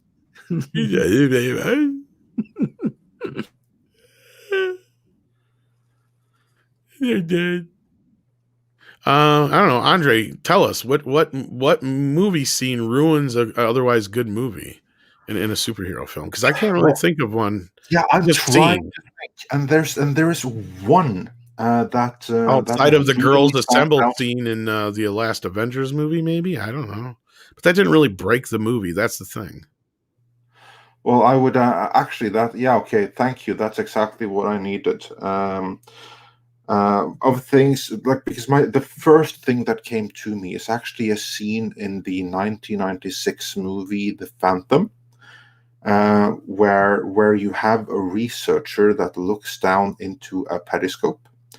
And as he does, knives come up of it and do something very, very nasty to his eyes. It is an exceedingly brutal and dark and relentless scene in an otherwise fun movie. So it completely wrecks the tone of the movie. The reason that I have to think a little bit is that that's the theatrical version, which I never ever will see again. Because there's a vastly superior fan edit called The Phantom Strikes, and that is my preferred version of that movie. And there, that one scene has already been removed, along with others that only. I got the answer. I got the definitive answer. Yeah, I think that's the same one that I have, but carry on, Tom. Oh, is it? Oh, well, then it's the fucking scene in Daredevil on in the playground. Get rid of that bastard. Oh, in okay. Both versions. One bit, but, oh yeah.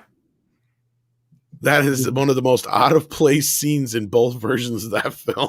That belongs like a Dirty Dancing or something. Yeah, it feels way out of tone for the film. You know, just like 2 or 3 scenes earlier, you're in a bar with Daredevil damn near killing people, and he's like pulling some Batman shit. Like, that is a kick-ass scene. I don't care who the fuck you are.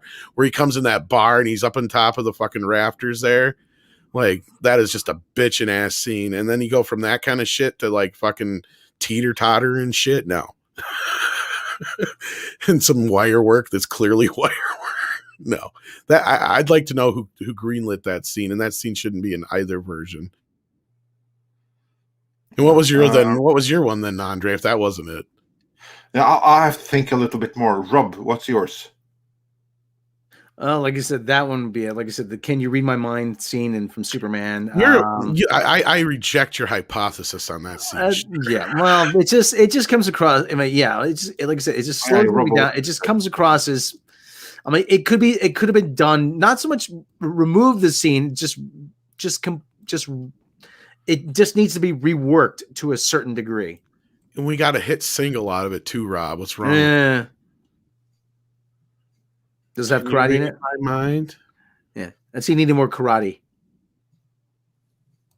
Rob, you.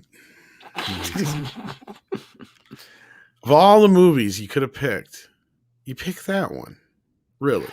Thank you. I have my final answer for what scene I would remove. Not the whole scene, actually, just like one clip, and that is in Batman v Superman, and it's in the warehouse fight scene, which I think is absolutely freaking fantastic. But there's one thing in that scene that bothers me. So I don't want to remove the whole scene, but like this thing where he has like this huge crate behind him and he throws like the batarang or whatever, and then he throws the crate over him and in front of him on top of that guy. A crate doesn't move like that. That one little thing completely violated all physics.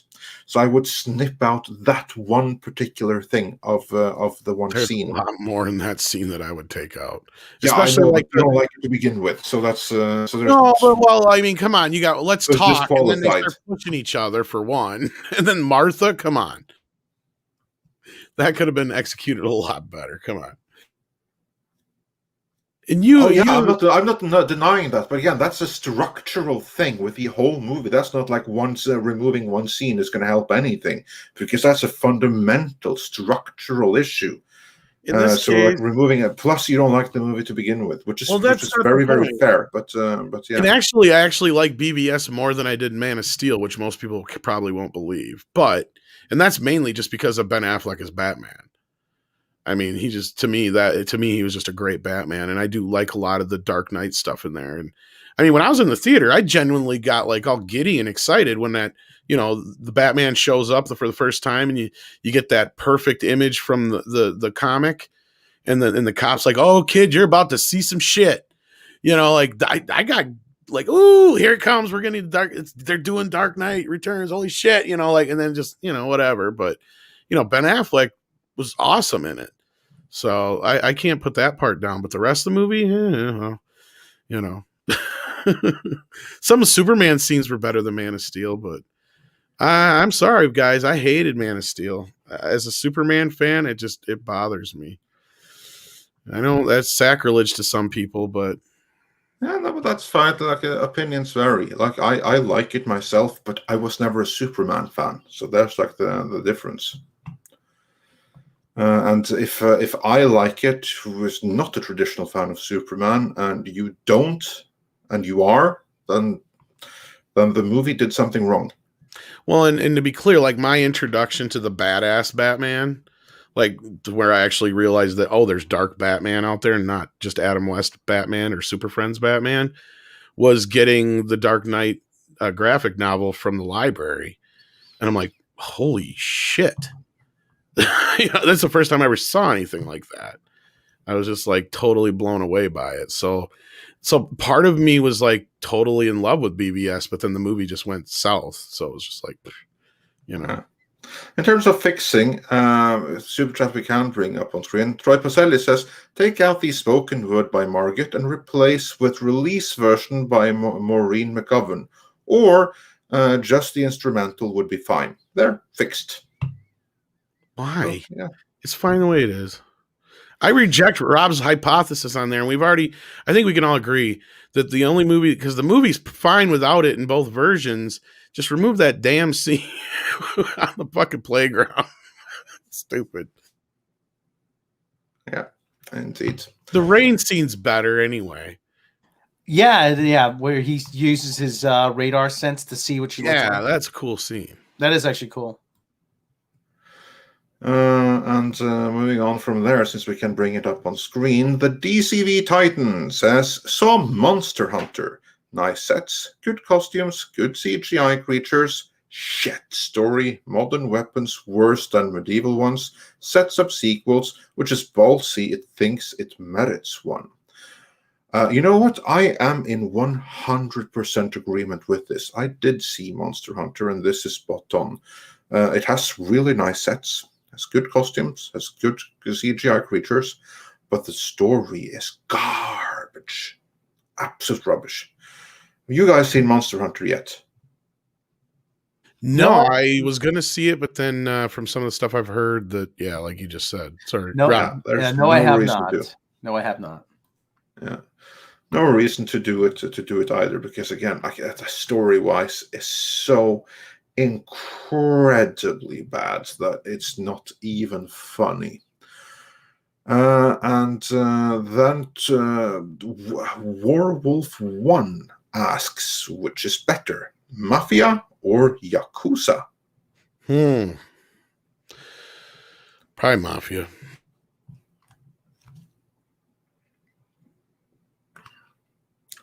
Rob, we know it. Like, you're muted, Rob, but we know your answer. So but Yakuza might have karate in it, so that's a good question. Yeah, that's actually Next. Don't talk. Next, move along. We don't talk about those things. We don't talk about those things. Come on, next. And as for me, I have nothing to do with either, and then I don't care. So, and with that, we are actually fully caught up. Awesome. With you might want to refresh to make sure, but yeah, I'm going to refresh to make sure. But I do believe that we are. So I know you got a few that we couldn't get on screen, so those I know we got. Yeah, that was actually one. That was the Yakuza thing. Nope, we are fully caught up. Oh wow, awesome! All right, was there anything else? No, I take that back. We are not fully caught up. Because Matthew Sturgis just said for $14.99, thank you so much. Man of Steel, BVS, both are trash. A shame we won't be getting more Big Trouble in Little Chinas. I can't disagree with that statement. Yeah, no, I was thinking that would be right up your alley. Actually, I also think it's a shame that we won't be getting more Big Trouble in Little Chinas. That are they very still nice making that one rip-off, remake, rip-off, sequel, whatever the hell, that with The Rock or something like that? Is that still happening? Anybody know? I have no clue. It was happening without Carpenter's blessing. I know that. So that's like a pretty bad sign right there. Well, yeah, especially considering he'll pretty much take a check for anything. Exactly. Well, but there you have it. That's it may be dead, but I know that was announced like last year sometime, wasn't it, Rob? Yeah, it was. Oh god. Right around the same time they announced the remake of Escape from New York. Yeah. Is it really Kurt Russell's birthday today? Oh wow, he's come up a lot today for good reason. That's actually that's why.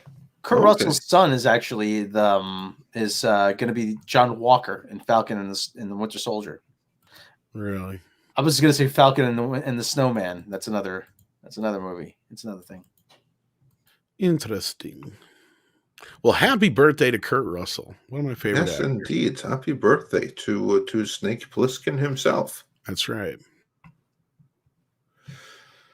And with that, then, we are fully caught up. So with that, all I can say is thanks for joining us today, everyone. It's been a great show. It was a pleasure to have Kamran Pasha here. We'll have some regular scripted content for you soon, and also be sure to check back tomorrow for it's in exactly 24 hours from now. 24 hours, that's when we begin our epic blood in, blood out reunion panel.